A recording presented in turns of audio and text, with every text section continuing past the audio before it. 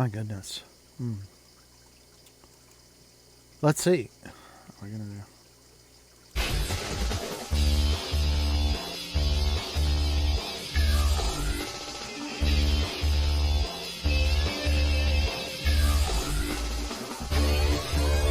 Not sure how far we'll get, but we're going to give it a try.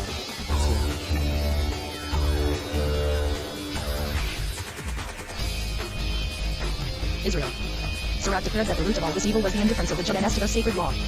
His aim was to reinstate it in the hearts of the people. He touched upon another subject, a burning question of the day. Many in Jerusalem, particularly among the upper circles, were anxious to substitute for the high priest only as one of their own party, even though he were not a descendant of Aaron. Was it necessary to restrict the priestly office to one family?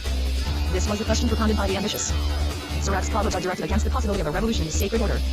By various examples, taken from the history of the Judean people, he endeavored to show that obedience to the law and to established rule would entail happy consequences, but that disobedience must lead to fatal results. He gave a short account of illustrious and notorious personages, dwelling upon their virtuous deeds or nefarious practices, as the case might be. He described the right of the family of Korah against Aaron, their final destruction by fire, and the heightened glory of the high priest. His 441 was a hint to his co-religionists that zealous Hellenists should not be allowed to provoke a repetition of Korah's punishment. He also dwelt upon the history of Phinehas, Aaron's grandson, the third in glory, who was permitted to make atonement for Israel. He passed rapidly over the division of the two kingdoms and the depravity of the people, lingering upon the activity and energy of the prophets. He mentioned with loving recollection the names of Zerubbabel, the high priest Joshua, and Nehemiah, in the days succeeding the captivity. And at length he closed with a brilliant description of the high priest, Simon the Just, of his good deeds and the majesty of his priesthood, hoping that this example of the ancestor of the family of the high priest and of the Tobiates might instruct and warn the ambitious desecrators of the priestly diadem. But instead of the unity for which he prayed, at the end of his book, the dissensions increased, and the plots and wickedness of the Hellenists brought the Judean nation to the brink of destruction. 442. Chapter XXII. The tyrannical conversion to Hellenism and the elevation of the Maccabees. Antiochus Epiphanes. His character. His wars with Rome. He appoints Jason to the high priesthood. The introduction of the Greek games. Jason sends Who envoys to Tyre wants to take part in the this? Olympian Games. Affairs in Jerusalem. Antiochus Not invades Egypt. me. Report of his death in Jerusalem. Antiochus attacks the city and defiles the temple. His designs against Judaism. His second invasion of Egypt. The persecution of the Judeans. The martyrs. Matapias and his 5 sons. Apelles appears in Modern. The Chusidim. Death of Matapias and appointment of Judas Maccabeus as leader. His virtues. Battles against Apollonius and Hiram. Antiochus determines to exterminate the Judean people. Composition and object of the book of Daniel. Victory of Judas over Lysias. 175-166 BCE. There now appeared on the scene a royal personage who seemed destined to increase the hopeless disorders in Judah, and to bring greater misery upon the house of Israel than it had ever known before. This man was Antiochus Epiphanes, whom history has justly branded. He belonged to a class of men who have a double nature. He was a mixture of malice and noble impulses. He was cunning and calculating, yet capricious, petty in great enterprises, and great in trivialities. His contemporaries even could not fathom his character, nor understand whether a naturally crippled intellect or simulation was the cause of the absurdities by which he made himself ridiculous in the eyes of the people. He seemed to covet the name of Epiphanes, or the madman. His early training encouraged him to lead a regular life. He resided for 13 years at Rome, whither his father had sent him as hostage for the maintenance of peace and the payment of the costs of the war. 443 Rome had just become the capital of the world. The Romans had conquered the Carthaginians, the Macedonians and the Syrians, and the eternal city was passing from the austere morality of the Catos to the wantonness of the Claudi. Debauchery and unnatural musty immoral practices of the Greeks speedily took root there. But what Antiochus learned principally at Rome was contempt of men and their cherished customs. There also he acquired not only insolence, but a hardness of heart which knew no compassion, and the malice which sports with its victim before it strangles it. Antiochus succeeded in obtaining permission to leave Rome, and to send his nephew Demetrius, son of the king Seleucus Philopator, as hostage in his place. He returned to Syria, probably with the intention of deframing his brother, but his design had been anticipated by Heliodorus, one of the court magnates, who had murdered Seleucus 175, and taken possession of the kingdom. It may be questioned whether Antiochus was not implicated in this deed. He was at that time at Athens, on his way home. His father's enemy, Oeneus, king of Pergamus, with his brother Eglus, put the murderer Heliodorus to flight, and proclaimed Antiochus king of Syria and Asia. Thus Antiochus attained to power by craft and usurpation. For Demetrius, now at hostage at Rome, was the rightful sovereign. The Romans favored the usurper, for they hoped, by increasing the dissensions among the royal families, to bring about the fall of those kingdoms which still resisted their power. Antiochus, however, was determined to foil the stratagem of the Romans. The Judean seer thus graphically describes his accession to the throne. And in his place shall stand up a contemptible person to whom they had not given the honor of the kingdom. But he shall come suddenly, and shall obtain the kingdom by flatteries, and after the league made with him he shall work deceitfully. For he shall come up and shall become strong, with a small number of people 444 suddenly shall become even upon the fattest places of the province. And he shall do what his fathers had not done, nor his fathers' fathers. He shall scatter among them prey, and spoil, and substance. Daniel died. 21-24. It was in the execution of his designs to deceive the Romans that he introduced in Antioch the Roman gladiatorial combats, in which prisoners of war or slaves were made to fight each other with arms until one succumbed or was killed. Antiochus had entirely vanished from his soul spirit and deity. He neither reverenced the gods of his ancestors, nor any god whatever, or above all he magnified himself. The Judeans were now in the hands of this monster, who had a heart of stone, and scorned alike man and law, morality and religion. If peace had reigned in Judah, the country might have escaped his notice, but the discord which the Hellenists had excited there directed his attention towards the Judean people and their land. The Hellenist party themselves requested his interference in the internal affairs of Judd, directing his notice to Hyrcanus, whom they hated, and who, residing in his castle near Hesdin, collected the taxes from the Arabian Ornadat and inhabitants of the land in the name of the king of Egypt. Hyrcanus, dreading an ignominious death, committed suicide, and Antiochus seized all his property. The Hellenists then carried out their long-cherished plan of divesting their other enemy, the high priest Onias, of his dignity. The brother of the latter, called Jesus or Jason, promised Antiochus a large sum if he would transfer the high priesthood to him. And the native king did not scruple to grant the request. Onias, who journeyed to Antioch to bring charges against his enemies, was denounced as a partisan of the Ptolemies, and the accuser thus became the accused. The Hellenists, or rather the high priest, next petitioned Antiochus that those Hellenes who were trained for the Greek 445 combats to be registered as Antiochians or Macedonians, and as such be entitled to the privileges of cultic worship, and admitted to all public meetings and games of the Greeks. Games were serious occupations to the Greeks, not their own means, but rather the aim and end of life. The Grecian settlers in Palestine and Phoenicia maintained the national tie with their brethren at home by introducing the Olympian Games, held every 4 years, in the land of the barbarians, and such of the latter as were allowed to take part in these games felt themselves greatly honored by their admission to the Greek nobility. By introducing gymnasia into Jerusalem, Jason and the Hellenists hoped to obtain the right of Greek citizenship with Judeans, and thus to diminish the hatred and contempt of the true sufferer. As soon as Antiochus had conceded the privilege for which the Hellenists had petitioned, Jason took great interest in superintending the exercises which were to be practiced before the Judeans could take part in the Olympian Games. The high priest selected 174 to held for the games in the Era Acropolis, northwest of the temple. It comprised a gymnasium for youths and an amphitheater for boys. Greek masters were most probably hired to teach the men and youths the games, which consisted in racing, jumping, wrestling, and throwing discs, and boxing. It soon became clear, however, that these games, which were their origins quite a different mode of life, were incompatible with Judaism. According to Greek custom, men who took part in these contests were naked. The Judean youths who consented to compete were therefore compelled to overcome their feeling of shame and to kneel in sight of the temple. Besides, in uncovering their bodies, they would immediately be recognized as Judeans. But were they to take part in the Olympian Games, and expose 446 themselves to the mockery of the Greek scoffers? Even this difficulty they evaded by undergoing a painful operation, so as to disguise the fact that they were Judeans. Youths soon crowded to the gymnasium, and the young priests neglected their duties at the temple to take part in the exercises of the Paltra and the stadium. The pious saw with terror this adoption of foreign customs, though they held their peace. Meanwhile, even Jason's confederates were dissatisfied with his leaning to Greek manners, when it led to the denial of the fundamental truths of Judaism. When June 472, the Olympian Games were celebrated at Tyre, at which sacrifices were offered up to the Greek god Hercules, the alleged founder of these combats, Jason sent as ambassadors men who were practiced in these games, and entitled to take part in them. According to custom, they were entrusted with a money contribution to be devoted to sacrifices to Hercules. But the ambassadors, although Greek at heart, felt conscience-stricken at the manner in which this sum was to be employed. It seemed to stamp them as idolaters, and to prove their belief in the divinity of a marble statue. They therefore accepted the commission on condition that the disposal of the money they took with them was to be left to their own discretion. The belief in Israel's God was too deeply rooted even in the heart of those men who were partial to the Greek customs, and attached to the Hellenistic party to admit of this desecration. Jason's ambassadors gave the money as a contribution to the fleet which Antiochus was beating out at Tyre. Meanwhile, the dissensions in Jerusalem increased so greatly that pernicious consequences could not fail to follow. The Hellenists were devising intrigues to overthrow Jason, and to have the office of high priest placed under their own control. They were impelled to this either by feelings of ambition, or by fear that the brother of Onias was too partial 447 to Judaism, and not sufficiently energetic to overthrow the patriarchal customs. One of their number, Onias Menelaus, an unscrupulous man, and brother of that Simon who had denounced Onias, and revealed the existence of the treasures of the temple, was to be made high priest. Jason sent the annual contributions to the Hebrew Menelaus, who promised to increase them by 300 talents, if he were made high priest. He boasted of his great credit, which would enable him to further the king's cause more energetically than Jason. Antiochus did not scruple to transfer the dignity of the high priest to the highest bidder 172-171. He immediately sent Sosthenes, one of his officers, with a troop of sick-brained soldiers, to Jerusalem, to subdue any opposition that might be made, and to watch over the punctual delivery of the promised sums. Sosthenes raised his soldiers and fortified Acca to keep down the inhabitants of Jerusalem, and proclaimed the dismissal of Jason according to the king's order. The latter was either banished or he escaped from Jerusalem, whence he crossed over the Jordan into the land of the Ammonites. This district was governed by a Medad prince, named Aretas, by whom he was cordially received. This change only increased the disorders in Jerusalem. The greater part of the people were indignant that Menelaus, who was a Benjamite, and not of the family of the high priest, and who besides was known to be opposed to the patriarchal customs, had been invested with that holy dignity.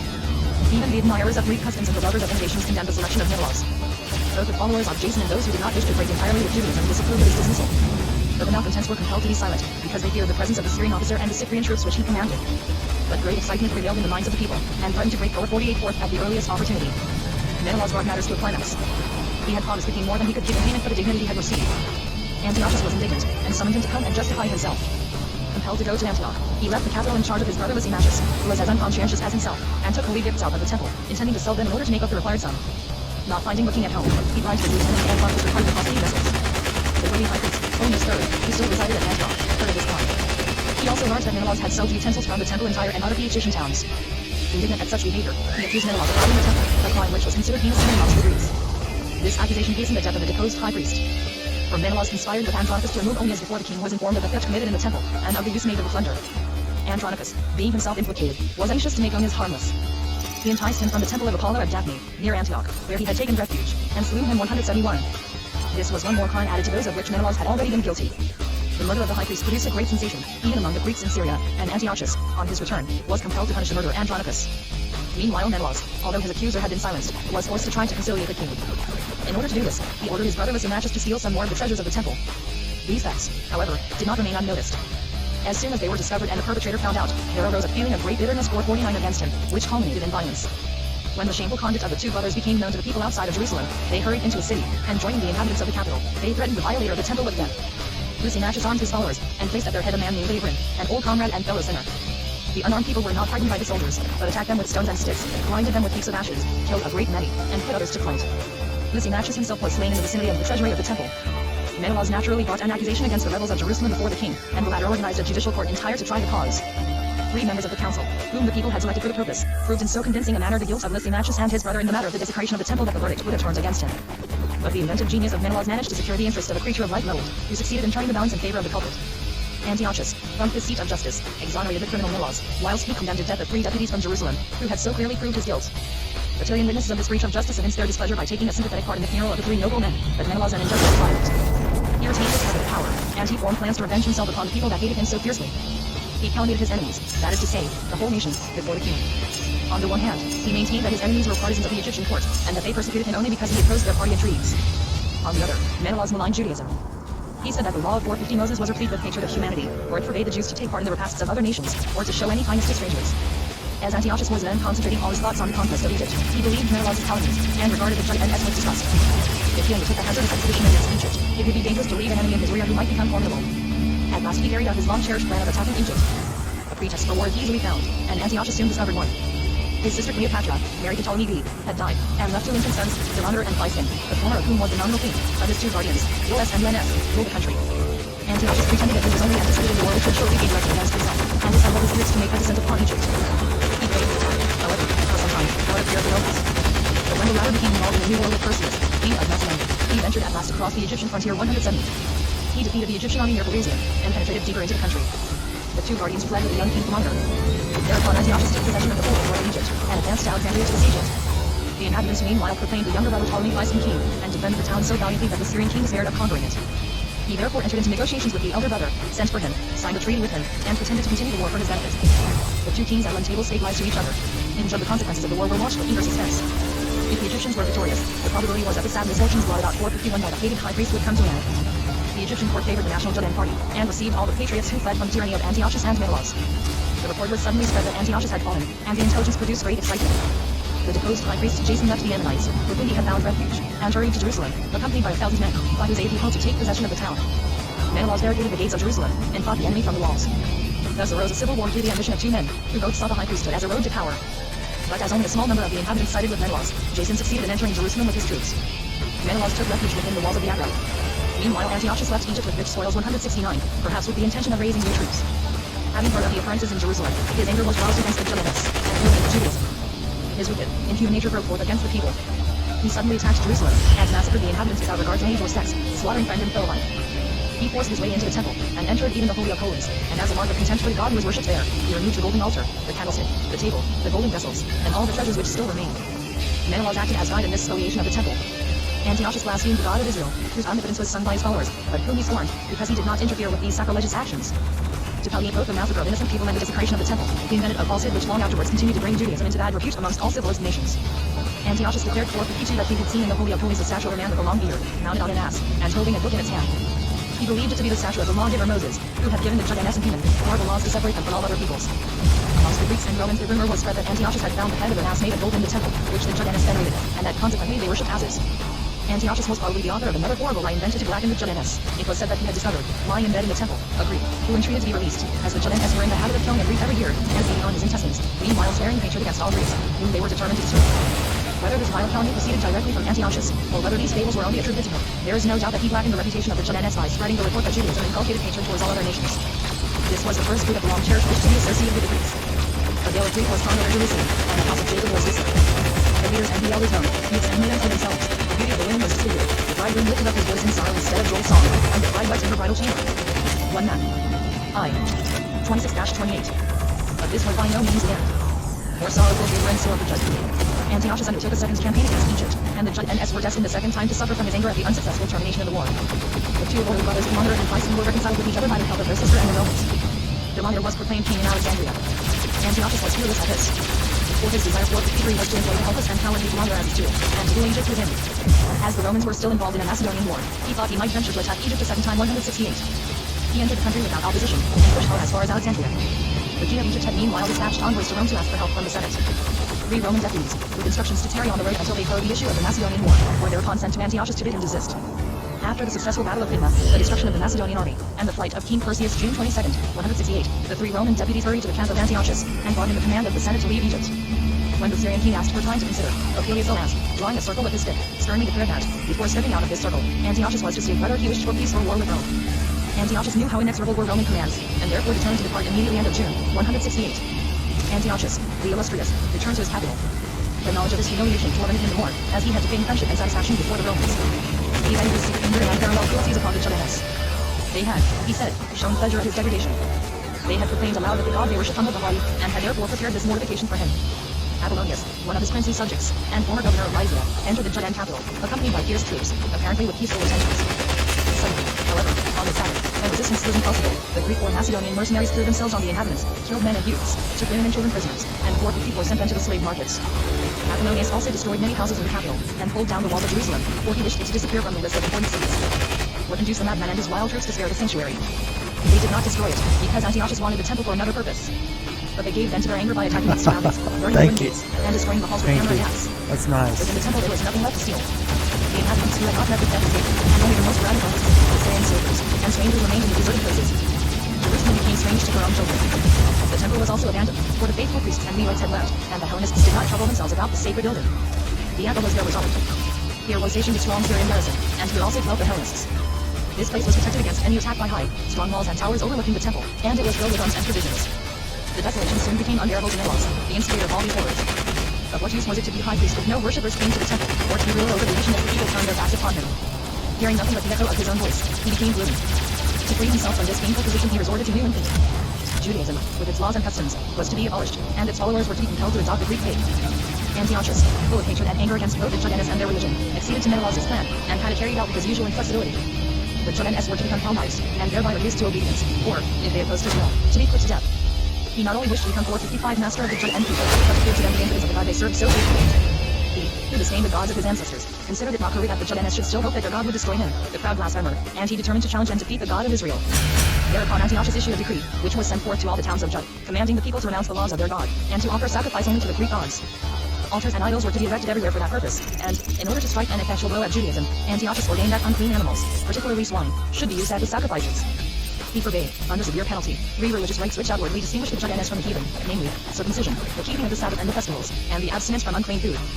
Officials were appointed to see that his orders were carefully carried out, and these officials were hard-hearted men, who punished with death any person infringing the royal commands. The temple was first desecrated, and Antiochus himself sent a noble Antiochian bidder to dedicate the sanctuary to Jupiter. A swine was sacrificed on the altar in the court, and its blood was sprinkled in the Holy of Holies, on the stone which Antiochus had imagined to be the statue of Moses. The flesh was cooked, and its juice spilled over the leaves of the Holy Scriptures. The so-called high priest Menelaus and the other Judean Hellenists were to partake of the swine's flesh. The roll of the law, which was found in the temple, was not only bespattered, but burned, because this teacher of purity and love for all humanity, Antiochus maintained, inculcated hatred of mankind. This was its first baptism of fire.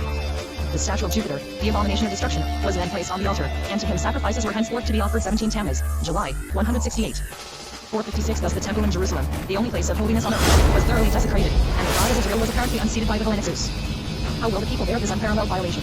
Will they submit to the stern edict of the heartless king and his officials, and allow themselves to be deprived of their nationality and their God? It was a severe and momentous ordeal. Death threatened all those who openly confessed Judaism, and they dared not even call themselves Judeans.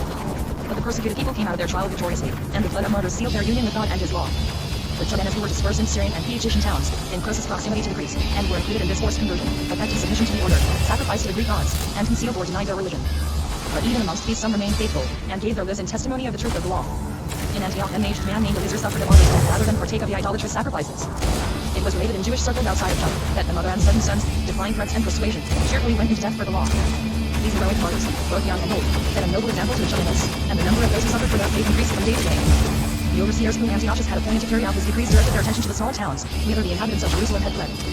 Here they built altars, and summoned the people in the name of the king to offer swine to Jupiter, and then to eat the flesh, and to break the Sabbath by working on the day of rest. They particularly insisted that sacrifices should be offered every month on the day which corresponded to that of Antiochus' birthday. On the Bacchanalian festival of Dionysus, the celebration 457 of which consisted in opening barrels of wine, they were compelled to deck themselves with ivy, like the Greeks, to institute processions, and to utter wild cries of joy in honor of the Greek Bacchus. When one of the officials came into a country town and called the people together to get proof of their secession from Judaism, he found but few to meet him. Then he had fled and sought shelter in the caves and ravines of the Judean Mountains, or in the wasteland near the Dead Sea. Antiochus was greatly irritated by his resistance, and he issued command upon command, recommending the utmost cruelty and the punishment of resisting the king. The officials therefore continued their persecutions with redoubled zeal. They tore and burned the walls of the law whenever they found him, and killed those who were found to seek strength and consolation in their perusal. They destroyed all houses of worship and education, and if they found women in confinement too, in the absence of their husbands, circumcised their sons themselves. These barbarians hanged them with their gaze on the walls of the city. But all such cruelties, instead of intimidating the people, only increased their determined resistance. Death had lost its terrors. Many preferred even death to violating the dietary laws. This noble firmness was particularly encouraged by the strictly religious sect of Chassim. Some of these emerged from their hiding places, and entering towns and villages, called the inhabitants together, spoke with warmth and conviction, and incited them to be steadfast and constant. Their preaching was all the more effective as they gave proof of indomitable courage in the face of death. Before long, however, the Syrian commanders in Jerusalem discovered the leaders of this courageous resistance. Some reprobate Hellenists had probably betrayed the hiding place of the Chasidim. Thereupon 458 the Phrygian Philip, commander of the garrison, went in search of the concealed fugitives. On the Sabbath he and his soldiers surrounded the caves in which thousands of men, women and children had sought refuge. He summoned them to come out in obedience to Antiochus' commands, and promised them safety if they submitted voluntarily to his orders. They answered unanimously, "We will not obey your command to break the Sabbath." Then Philip ordered his troops to commence the attack. The Chasidim looked on with undaunted courage, but did not try to defend themselves, nor to raise a stone to close the entrance to the caves, for fear of desecrating the Sabbath. Thus calling heaven and earth to witness their innocence, all the people perished in the caves by the hands of the murderous followers of Philip. Some were killed by the firebrands thrown into the caves, whilst others were suffocated by the smoke, which had penetrated into the interior. Great was the grief of the faithful Judeans when they learned the horrible death of the men who had been to them a light and an example. The most courageous lost heart. What was to be the outcome of this unbearable position? The faithful were bowed down by the thought that had not them no visible sign of hope in this, their unparalleled trial. No prophet rose up to foretell when this fearful ordeal was to end. When the bloody persecution of the Judean people had reached such a height that either the destruction of the whole nation, or their submission from exhaustion and despair seemed imminent, and open rebellion took the place of passive resistance. It was brought about by a family whose members combined the purest piety with courage, wisdom and prudence. This was the family of the Hasmoneans or Maccabees. An aged father and 5 heroic sons brought about a revolution, and kindled a spirit of enthusiasm which secured the existence of Judaism 459 for all time. The aged father, Mattathias, was the son of Johanan, son of Simon Hasnai, and Arai. He had left Jerusalem in consequence of the desecration of the temple, and had established himself in the small town of Modin, 3 miles north of Jerusalem. His 5 sons, who all helped to raise the people from its deep degradation, and found their death in defending their country, bore their maiden names, Johanan Lodi, Simon Parsi, Judas Makati, Eliezer Haran, and Jonathan Pappas. This family of Hasmoneans, who had many followers, on account of the consideration in which they were held, felt the miserable condition of their country with poignant sorrow. What is life to us, now that the sanctuary is desecrated and Judah has become a slave? Thus spoke Mattathias to his sons, and he determined not to remain quiet and sorrowing in his hiding place, but either to help the good cause or to die courageously for it. When Apelles, one of the Syrian overseers, reached Modin, to summon the inhabitants to abandon the law and to become idolaters, Mattathias and his sons intentionally appeared, and when commanded to set an example of submission, the former answered, "If all the people in the kingdom obey the order of the monarch, to depart from the faith of their fathers, I and my sons will abide by the covenant of our forefathers." When one of the Judeans approached the altar to sacrifice to Jupiter, Mattathias could no longer restrain his wrath, but rushed upon the apostate, killing him at the altar. His sons, armed with long knives, fell upon Apelles and his troops, killed them, and destroyed the altar. This act proved a turning point. It set an example of courageous resistance as against an active despair. Immediately after this attack upon the officers of Antiochus, Mattathias cried out, "Whosoever is zealous for the law, and whosoever wishes to support the covenant, follow me." Thereupon the inhabitants of 416 Modin in the vicinity followed him to a secure hiding place which he selected for them in the mountains of Ephraim. And there the remainder of the Chasidim, who had escaped death in the caves, and all those who had fled from oppression joined him. The number of resolute defenders of their country daily increased. Mattathias did not conceal from them that they would have to fight hard battles, but exhorted them to be ready to face death. Warned by the exaggerated piety of the Chasidim, who had scrupled to leave a stone on the Sabbath in their own defense, the assembly which surrounded the aged Hasmonean decided to repulse with arms any attack made upon them even on the day of rest. The Chasidim accepted this decision, and the men of peace, hitherto entirely absorbed in the Holy Scriptures, now prepared to wage war. A commander who inspires confidence creates warriors. There was a recurrence of the hopeless condition which had prevailed at the time of the judges and at the beginning of Saul's reign. Some of the inhabitants were hiding themselves in caves, others went over to the enemy, and only a small number were willing to sacrifice their lives for their country. They had no arms, and knew nothing of warfare. Victory seemed more hopeless now than in those olden days. Mattathias was careful not to wage open war against the Syrians with his small band. Well acquainted with every inch of the country, he entered the towns unexpectedly with his sons and followers, destroyed the idolatrous temples and altars, punished the inhabitants who sided with the enemy, chastised the Hellenists whenever he came upon them, and admitted into the covenant the children that had been left uncircumcised. From time to time he routed small troops of Syrian soldiers whom he happened to encounter, but whenever the commander of the garrison of Jerusalem sent a larger detachment to 461 pursue the rebellious Judeans, the latter disappeared as suddenly as they had come. In short, Mattathias waged a kind of petty warfare against the enemy, such as can be carried out only in mountainous districts, but may wear out the most powerful enemy. When the death of the aged Mattathias drew nigh 167, his followers had no need to be anxious about his successor. The only difficulty was the choice of one from amongst his 5 heroic sons. The dying father designated Simon as a wise counselor, and Judas as the commander, and exhorted them all to sacrifice their lives for the covenant of their forefathers, and to fight God's battle. As soon as Judas Maccabeus was in command, matters took a favorable turn. He was a warrior such as the house of Israel had not known since the time of David and Job, than whom he was nobler and purer. Invisible strength seemed to emanate from his hero soul, which imbued all who surrounded him with the same dauntless courage. He was endowed with the instincts of a judge, and this enabled him to fight at the right moment, to take advantage of his enemy's weakness, and to deceive him by means of feigned attacks. In the hour of battle, he was like a lion in his rage, and when at rest, like a dove in gentleness and simplicity. He was as resigned to the will of God as the holiest men of old in Israel, and relied not on his sword, but on God's help, praying to him before each decisive action. Judas Maccabeus was a true hero of Israel, who only resorted to bloodshed when compelled by necessity in order to recover lost freedom, and to raise a humble people. He gave his name to the whole epic. At first he followed the example of his father, and sallied out only secretly or at night to punish the apostates, to win over the wavering, and to harass small bands of Syrian troops. But as the number of his followers steadily increased, augmented by pretended for 62 converts to them, who were glad to throw off their masks, and by those who were cured of their love for the Greeks by the cruelty and despotism of the latter, Judas ventured to confront a Syrian army under Apollonius. The latter had united the garrison at Samaria with other troops which he had collected in order to fight the rebels, for he had deemed it prudent to withdraw the soldiers from Jerusalem, or rather, from Biafra. This was the first open battle which Judas fought, and success rewarded his valor. Apollonius was killed, and his soldiers were either slain on the battlefield, or sought safety in flight. Though the number of the defeated Syrians was small, still this victory encouraged the Chaldeans. They had met the cruel foe face to face, and their daring had triumphed. They considered it a proof that God had not abandoned his people, but still watched over and protected them. Judas took a sword which had dropped from the hand of Apollonius, and fought with it until his death. A Syrian commander named Aaron, guided by some treacherous Hellenists, pursued Judas and his followers into the mountains, and hoped to crush them with his overwhelming numbers. When the Chaldean soldiers first saw the great numbers of men assembled near Bethkar, they cried out, "How can we wage war against such an enemy?" But Judas knew how to calm their fears, and reminded them of the precious treasures they were called upon to defend, their lives, their children, and the law. A vigorous attack was made on the Syrians, who were totally defeated. 800 men of Aaron's army remained dead on the battlefield, and the others fled westward into the land of the Philistines. This first decisive victory of Judas, at Bethkar, over a much larger army than his own 166, inspired the Chaldeans with confidence, and filled their enemies with terror. They were amazed both at the bravery and the strategical skill of the Maccabee, and at the words of the people. 463 was Antiochus, the author of all these calamities, who meanwhile, at first he troubled himself little about the Chaldeans, foolishly believing that his decrees would suffice to subdue and convert them. But when he learned of the losses of his army, and when the fame of Judas reached his ear, he at last admitted that he had underrated his enemy's power of resistance. In the first moment of anger he determined to send forth a large army, and make an end of his refractory opponents. But he was unable to carry out his plans immediately. He had few troops left, and would have been compelled to obtain mercenaries. For this purpose he needed money, and his treasury was but scantily supplied. For his extravagant expenditures were greatly in excess of his revenues, and owing to the war with Judas, the taxes were not collected in Jud. Other embarrassments were added to these, for alarming news reached him from the east and the north. Arsaces, his satrap of Parthia, had revolted against the Syro-Babylonian Empire, and had freed himself and his people. Artaxias, king of Armenia, totally ignored his fealty to Antiochus, and acted like an independent sovereign. The inhabitants of Aranus, and other Egyptian towns, also refused to obey him, and thus his revenues decreased steadily. In order to replenish his treasury he would have been compelled to wage war against these revolted nations, but to carry on this war he needed money. Thus he fell from one trouble into another. But, somehow, the half-insane Antiochus managed to hire some mercenary troops for a year. Intending to lead half of the troops himself against the rebellious provinces beyond the Euphrates, he placed the other half under the command of Lysias, a man of royal parentage, who he appointed his lieutenant for the country between the Euphrates and the Egyptian border. To Lysias also he entrusted the education of his son. Antiochus' intentions regarding 464 Jud were now quite altered. Colonization was no longer plotted. His plan of changing the Jews into Greek citizens had been frustrated. They had shown themselves incorrigible, and quite unworthy of the benefit he wished to confer upon them. He therefore determined that they should be exterminated. He commissioned Lysias to march against Jud with the troops left in his charge, and, after conquering the Chaldeans, to destroy and uproot every remnant of Israel and every trace of Jerusalem.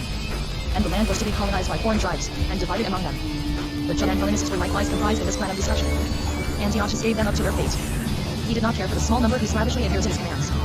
As soon as this plan became known, all the Chaldeans seized of terror and despair, especially those who lived among other nations, outside of Jud. Would the small but heroic army, under the guidance of the Maccabees, be able to resist the onslaught of a numerous horde, provided with elephants? In every town, and in every country, where the king's commands became known, great terror filled the hearts of the Chaldeans, and they fasted and wept. The elders dressed themselves in their penitential garb, and lay in ashes. But this unprecedentedly cruel plan of destroying a whole people, men, women and children, roused new champions for the defense of their country. Even the more worldly-minded men among the Chaldeans, and those who, though anxious for innovation, had not entirely fallen away from Judaism, now joined the Maccabees, for they had no other alternative. However, the actual state of affairs was dismal enough. The large Syrian army was expected at every moment to crush the Chaldean soldiers. It was absolutely necessary, therefore, that the whole nation should be animated with enthusiasm to fight and to 465 endure. A peculiar book was compiled to further this object, and circulated amongst the more educated of the Chaldeans. This was the Book of Daniel. It was undoubtedly written by one of the Triphydim, and intended for his party. The object of this apocalyptic and artistically compiled work, written partly in Hebrew and partly in Chaldean, was to give examples of firmness in adhering to religious convictions, to encourage the reader to endurance, and to make him feel that this bloody persecution of the people would not be of long duration. Even the most pious and faithful were beginning to doubt God's mercy, for no prophet appeared to reveal the object of their cruel sufferings, or to announce when they would cease. The Book of Daniel offered consolation in this respect, showing that prophecy was not wholly extinct in Israel, for here was a vision, which announced the end, and predicted the end of their misery. There is yet prophecy among us, as is repeatedly urged as a consolation. The book first quotes examples of constancy in religious observances even under great difficulties and danger, and shows that this constancy was rewarded by a miraculous escape from death. The end of the book also contains prophecies for the future. The book further tells how the kings who violated the sanctuary, or exercised religious despotism were humiliated, and forced to repent of their crimes. The book of Daniel half conceals and half reveals, in a sort of allegory, the destruction of the wicked Syrian Empire, which was the heir to former kingdoms. It foretells that the fourth kingdom on earth, following that of the Babylonians, the Medo-Persians and the Macedonians, with utter foolish words against the Almighty, seek to destroy the pies and to turn them away from the festivals and the laws. The pies would fall into its clutches for a time, 2 times, and half the time. Then dominion would pass into the hands of the people of the Holy One for 466 ever, and all knees would bow down to him. In another vision he saw the fourth Syrian Empire extending far away to the south, to the east and to the north, rising to the heavens, and casting down stars unto the earth, and crushing them. It would exalt itself over the king of the heavenly hosts, it would abolish the daily sacrifice, and set up an idol in the sanctuary. To the mystery. How long shall be the vision concerning the continual burnt offering and the transgression that hath desolate, to give up both the sanctuary and the host of each on underfoot? Daniel B. 13. A voice answered. Unto 2,380 many heavens. When the sanctuary shall be justified. Verse 14. The book of Daniel, with its mystical revelations, was undoubtedly read with great interest by Ys. The apocalyptic form, which gave each one a peculiar meaning, and reflected the present conditions, lent it a great attraction. Moreover, it solved the problem of the present calamities, and showed the object of the horrible persecutions. These were intended, on the one hand, to destroy sin, and on the other, to ennoble believers. It was evident that the duration of the period of affliction had been determined from the beginning, and that this very duration, too, had a secret meaning. The worldly kingdoms would disappear, and at the end of this time, God's kingdom, the kingdom of the holy ones, would commence, and those who had died or had been slain during persecutions would await to eternal life. Thus, though no prophet arose, still there existed a prophecy for the present time. Meanwhile, the danger became daily more threatening to the Ys. Whilst Antiochus had been marching eastward 166, with a part of his army, his lieutenant Lysias had chosen a general called Ptolemy, son of Dormanes, the one who had favored 467 Melos, and who was commander in Sea, Syria, and Phoenicia, and had appointed 2 able and experienced generals under him, Nicanor, son of Patroclus, and Gorgias. The latter, having received orders to begin the campaign against the Ys, led his division, which, it is said, consisted of 40,000, including cavalry, along the coast into the very heart of Judah. Samaritans and Philistines, both arch enemies of the Ys, placed themselves at his disposal. He was so certain of victory that he invited slave traders to come into his camp, and to bring with them money and chains. The Syrian commander thought that it would be more prudent to sell the captives as slaves than to kill them. But whilst he was thus prematurely disposing of them, the Judean warriors, numbering 6,000, assembled around Judas Maccabeus. Before leading them into action, the commander, in order to animate them with the spirit of heroic self-sacrifice, organized a solemn assembly in the mountain city of Mizpah. It is a remarkable coincidence that, 900 years before, the prophet Samuel had, on a similar occasion, assembled the people in the same place, in order to select a leader against the enemy who was then planning the destruction of Israel. Judas chose Mizpah, because it had been a central meeting place for those Judeans who had survived the destruction of the temple under Gedaliah, when there had been a small temple there. The assembly was deeply moved. All its members observed a strict fast during the day, wore mourning garments, and prayed with all the fervor of their sorrowing hearts for help and compassion. A scroll of the law, which the Judean army carried with them, was unfolded, and excited great lamentations, for it reminded them that Antiochus wished to force them to abandon the law and to become heathens. But Judas endeavored, not only to awaken emotion, but to arouse courage, and to prepare the people for the difficult and bloody action that awaited them. 468 he divided his army into 4 parts, and placed his 3 elder brothers each in command of a division. In accordance with the law, he issued a proclamation to the effect that all those who were newly married, who had built a house or planted a new vineyard, or who lacked sufficient courage, were permitted to withdraw from the ranks. Then he marched towards Emos, an 8 or 9 hours journey from Mizpah, to meet the enemy. Gorgias had encamped, with about 5,000 foot soldiers and 1,000 cavalry, in the plain near Emos, because he thought it easier to penetrate from there into the mountains of Jud to attack the Maccabean army. The Syrian leader wished to surprise the Judeans in the night, but was outwitted by Maccabeus. As soon as night set in, Judas left the camp with his followers, marched by well-known roads to the west, and came upon the enemy's rear. When Gorgias found the camp of the Judeans deserted, he imagined that fear had driven them into the mountains, and he pursued them thither. This was the object of Judas's stratagem. He followed the Syrians, reached their camp, set it on fire, and pursued the troops. Gorgias noticed only at dawn that the enemy he was seeking in the mountains was following him from the plain. He had no time to order more than a part of his army to halt, and to confront the Judeans. Meanwhile, Maccabeus had arranged his division in perfect order, and encouraged them to fight for their country, their law, and their sanctuary. His younger brother hurriedly read to them a few encouraging verses out of the law, and gave the warriors the watchword God's help. The Judean army was greater in number than the single division of Syrian troops, and fought with great enthusiasm. Thus the enemy was beaten, and put to flight. Judas forbade his soldiers to seize any booty, as they still had to fight the other division of the enemy's army, which was returning from the mountains. These 469 troops shortly made their appearance, and the Judeans stood ready to resume the battle. But it did not take place, for as soon as the Syrians saw the smoke rising from their camp, they turned and fled southwards into the land of the Philistines. There was a great rescue on the day. The victory of Amos 166, gained by clever strategy and resolute war, was of vast importance. It crippled the enemy, and inspired the Judeans with confidence in their own power. Neither the cavalry nor the foot soldiers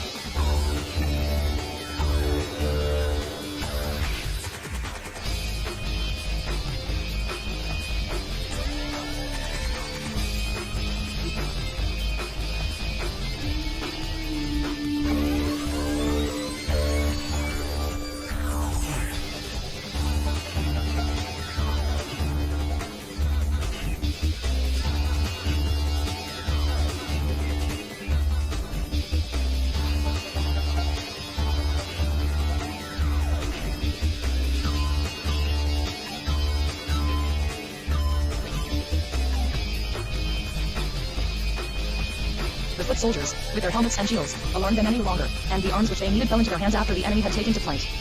The booty consisted of gold, silver, and purple, and of the sacks of money belonging to the numerous slave traders who had come to the Syrian camp. All these things were not to be despised, as they became the means of victory to them in future struggles. The victors returned to their meeting place at Madian with songs of rejoicing, the refrain of which was, "Praise the Lord, for he is good. For his mercy endureth forever." But not yet did they lay down their arms. They knew that Hoseas, who had received orders to destroy the Judaeans, would not let this first defeat pass quietly, but that he would strain every effort to repair the disaster. They therefore remained armed, and had the happiness of seeing their numbers increase to 10,000. If ever a war deserved the name of holy, the one conducted by the Mac of Innes certainly proved worthy of that appellation. In the following year 165, when Hoseas attacked with a powerful, picked army of cavalry and foot soldiers, he found the Judaeans more courageous and determined than ever. He had not ventured gentle on the same road as before, but had taken a circuitous route, intending to invade Jud from the territory occupied by the Amenes. He encamped near Betzer, a 5 hours' march to the south of Jerusalem. Coordinates of the Maccabees marched to his 10,000 men to meet him. A regular battle ensued, in which the impetuous attacks of the Judaeans again secured the victory over the strategy of the Syrian pioneers. Hoseas departed, furious at his defeat. But he flattered himself that by increasing the number of his army he would ultimately master his opponents. Only in the Abbot of Jerusalem, the incorrigible Honus, with Menelaus and a small Syrian garrison, still held sway.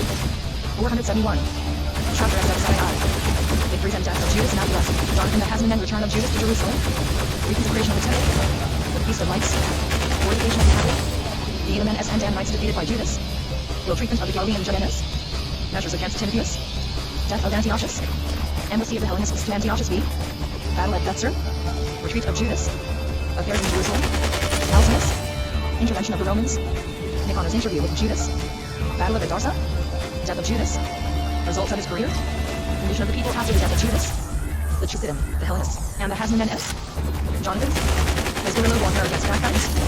Death of the high priest Alcinous. Truce between Jonathan and Bacchides. Jonathan as high priest. His far-sighted policy. His captivity and his death. 165-143 BCE. The two decisive battles of Amos and Beth-horon had entirely altered the position of Jud. The imminent danger was averted. 3 years and a half had passed since the beginning of the religious persecution and the desecration of the temple camels. 168 Ardishan, 165. Just as the book of Daniel had prophesied, peace had followed the disastrous excitement of the spirit. Maccabees and his followers took advantage of this favorable moment to march into Jerusalem, and put an end to the desecration which had hitherto held sway there. The condition of the holy city was deeply distressing to her faithful sons, who had shed their hearts blood to save her. The town looked like a desert, a peaceful place of her desecrators. The sanctuary was deserted, its gates were burnt, its halls were destroyed. Idolatrous altars stood everywhere. The image of Zeus, the desolating abomination, towered on the altar, and statues of Antiochus were suddenly too insulted at Judaeans. But the holy warriors had not time to give vent to their sorrow at the general desecration, for they were forced to act quickly for fear of being disturbed in their work of purification. Their first duty was to destroy all statues of Jove, and to remove all unclean objects from the temple courts. 3rd Kislev, 165. They also removed the altar, making it unfit for their sacrifices, as it had been so frequently polluted. A council of elders determined to place the stones of the altar in one of the porches of the entrance court, and to keep them there until the prophet Elijah should appear and decree what was to be done with them. Meanwhile, a new altar was built, new doors were put up, and new vessels were brought to the temple to replace the old ones. All these preparations were finished in 3 weeks, and early in the morning of the 25th Kislev November, 165, the temple was consecrated with sacrifices and thanksgivings. The 2 former consecrations certainly could not have compelled with prayer, fervor, and devotion.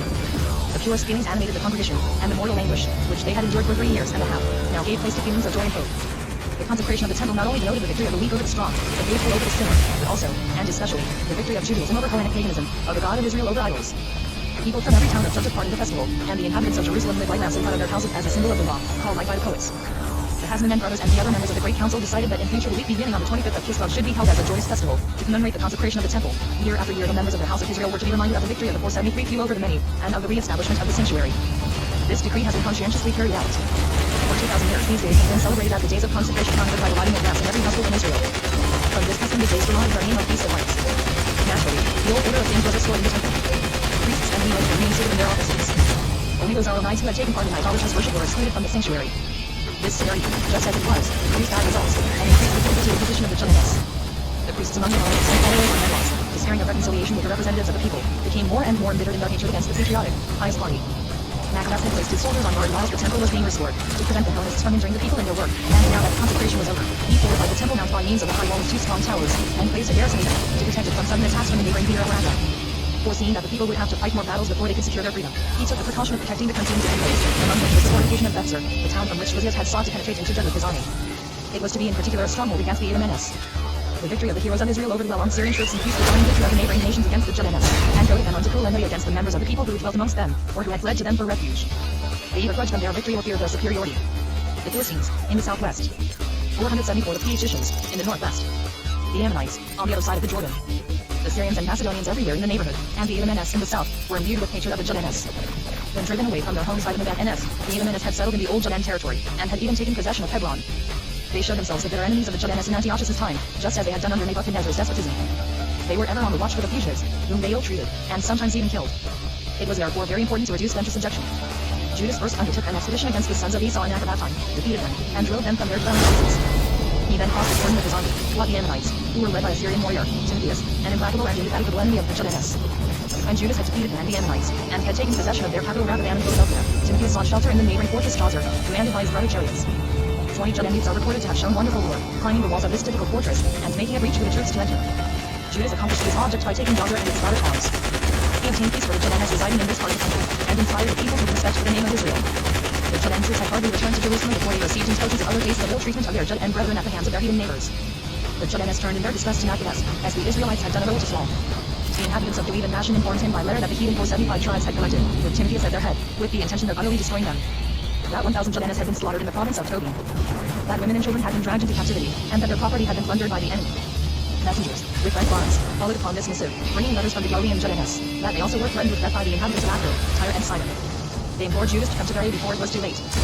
He had no need, like Saul, to send messengers with threatening words, in order to call together an army to the assistance of the threatened Jabbish Gileadites, for his devoted followers constituted the whole fighting power of the land. Maccabees gave the command of one part of his army to his brother Simon, with orders to march to the assistance of the Judeans in Galilee, whilst he and his brother Jonathan, with another division, prepared to rescue his oppressed brethren beyond the Jordan. The rest of the Judean forces, under the command of 2 leaders, were to guard the western boundary of Jud from the inroads of the Philistines. Simon accomplished his task with rapidity and good fortune. He began by hastening to Acco, whose Judean inhabitants were the worst sufferers at the hands of the Greeks or Macedonians.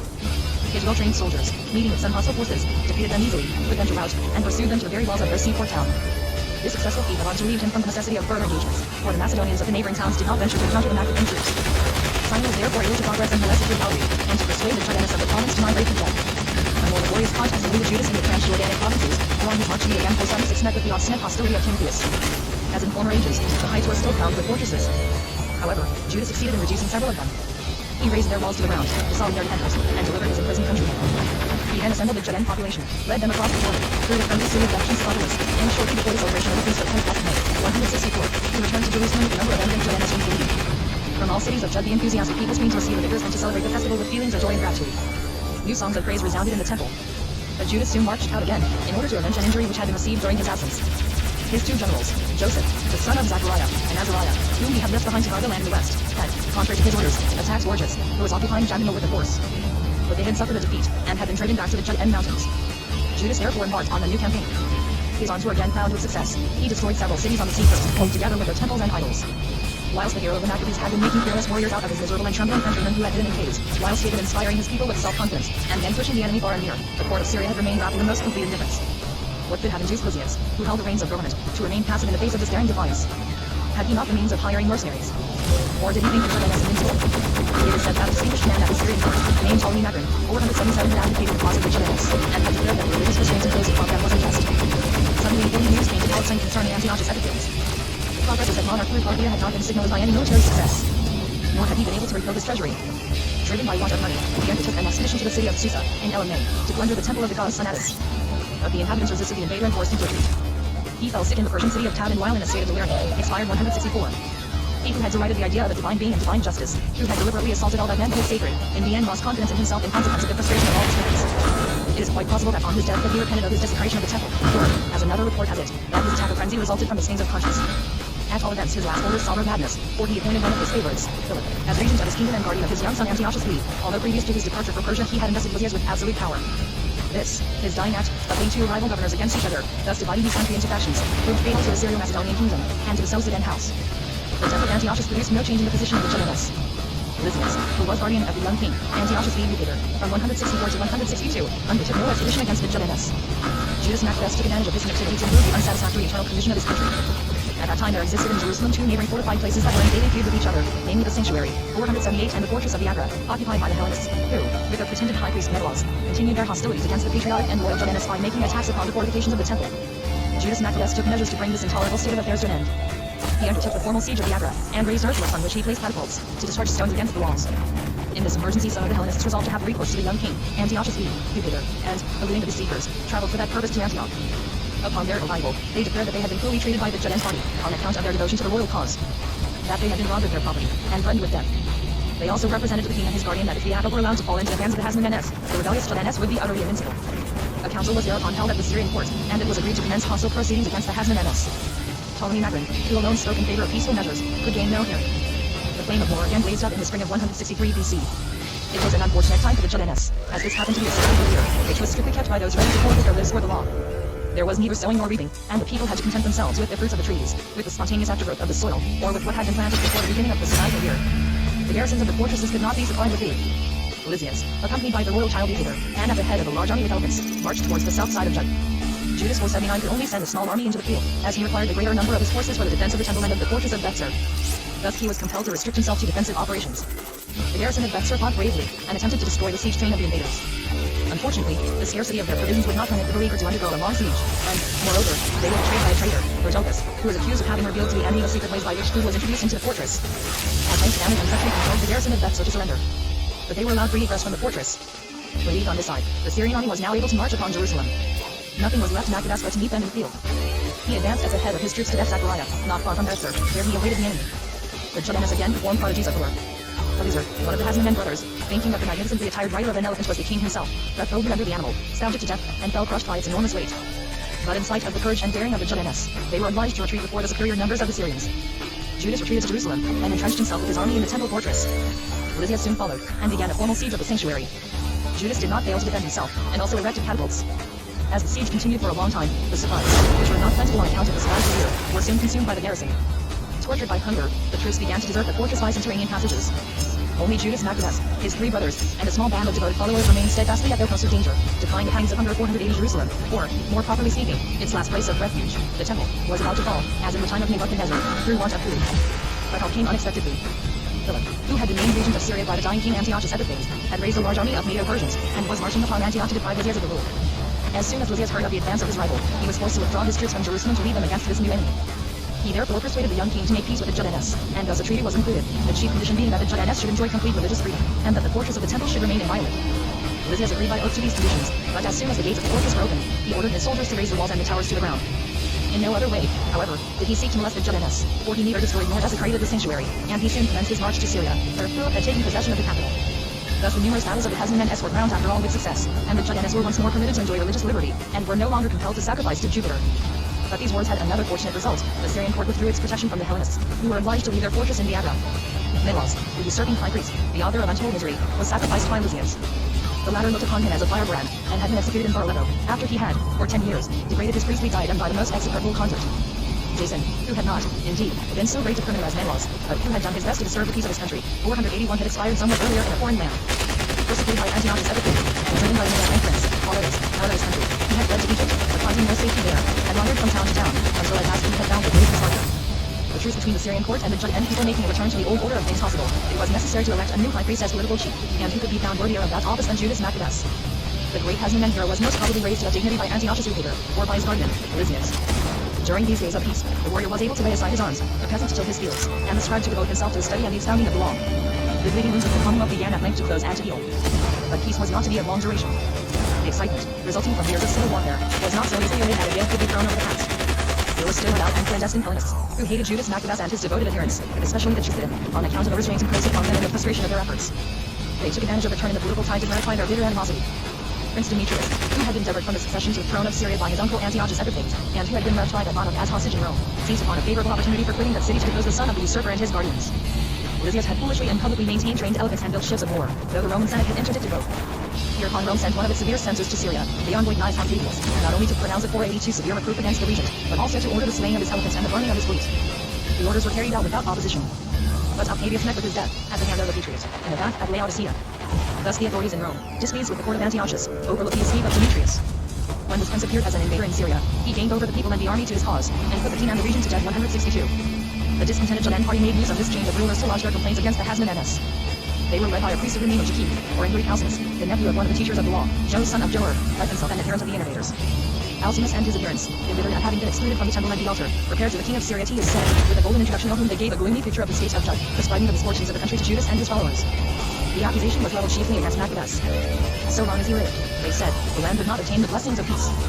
This accusation was pleasing to Demetrius, as it gave him an opportunity of asserting his power over a small, semi-independent province.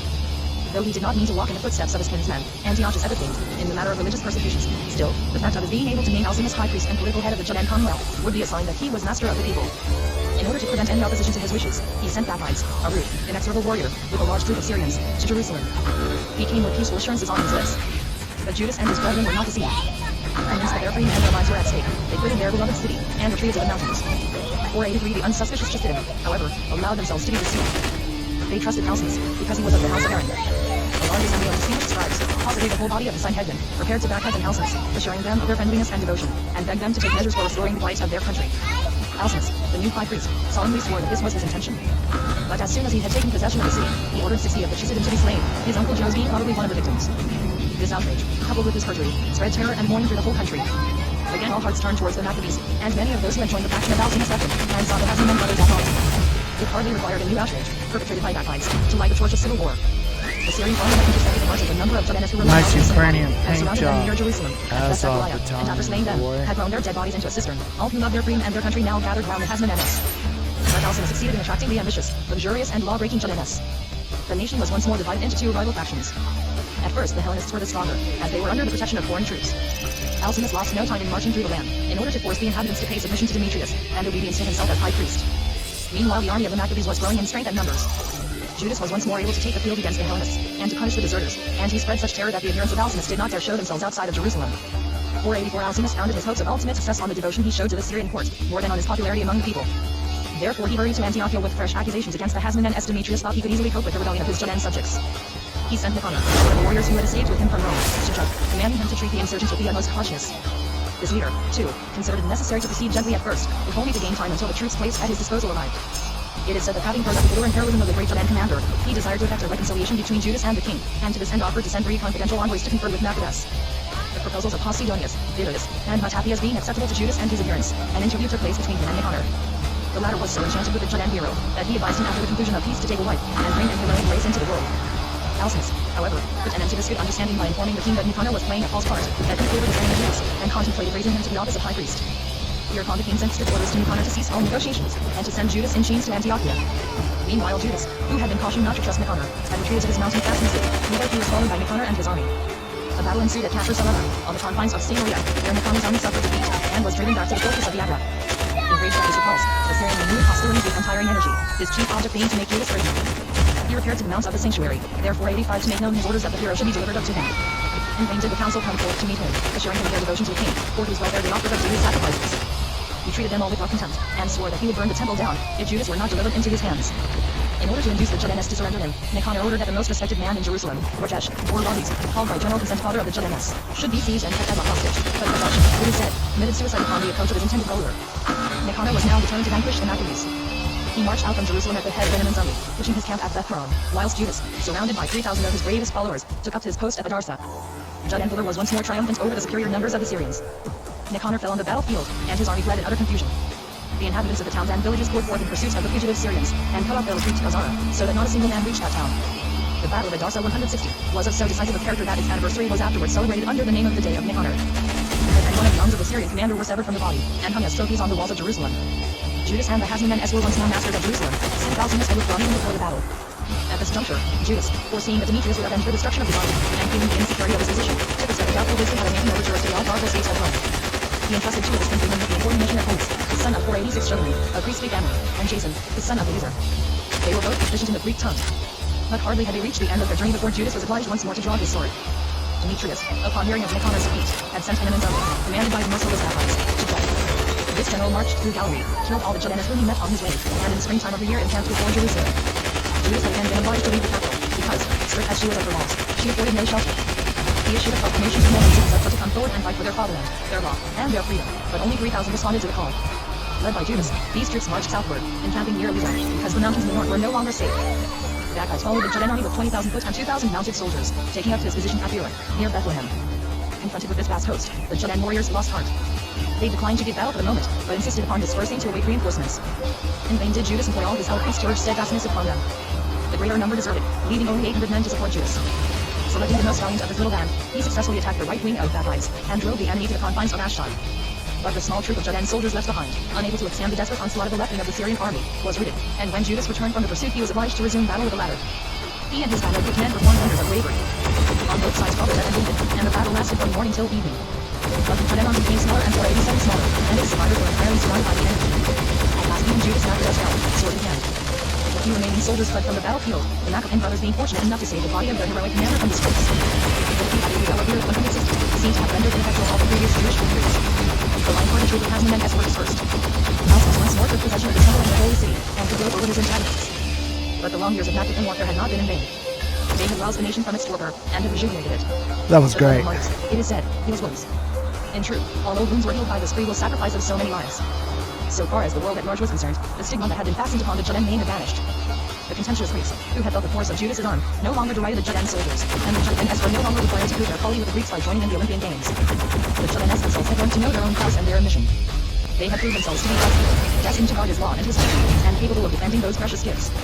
Self-devotion, taught by the prophet Elijah to a few disciples, and inculcated by the second Isaiah with fiery eloquence, had become, through the action of the Maccabean warriors and martyrs, the recognized duty of the whole nation. Judas Maccabeus had breathed out his heroic soul on the battlefield of Ariza. The whole nation mourned for him, and justly, for it had become orphaned by his loss.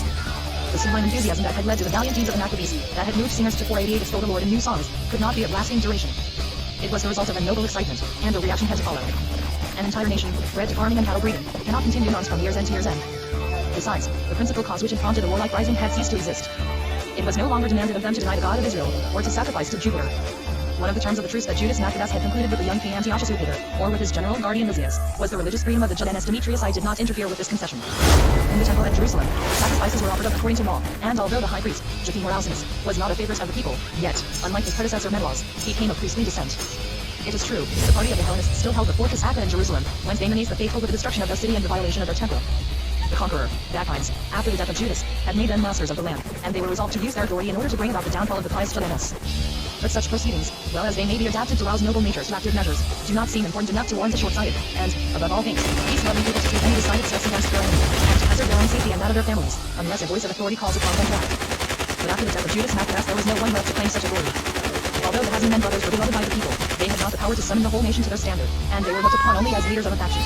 In fact, after the death of Judas one could discern 489 the beginnings of three distinct parties amongst the people. Party spirit, always a symptom of national vitality, had, as far as Judah was concerned, its origin in the Maccabean wars. First, there were the Prysidium, or Ascidians, as they are more generally called. These obeyed not only the law, but the additional enactments promulgated by Ezra and the Supreme Council. Then came their persistent antagonists, Hellenists, who, in violent contrast to the former, stand the earnest and life, and sought to introduce Greek customs. These were despised of the people, who called them traitors to the covenant.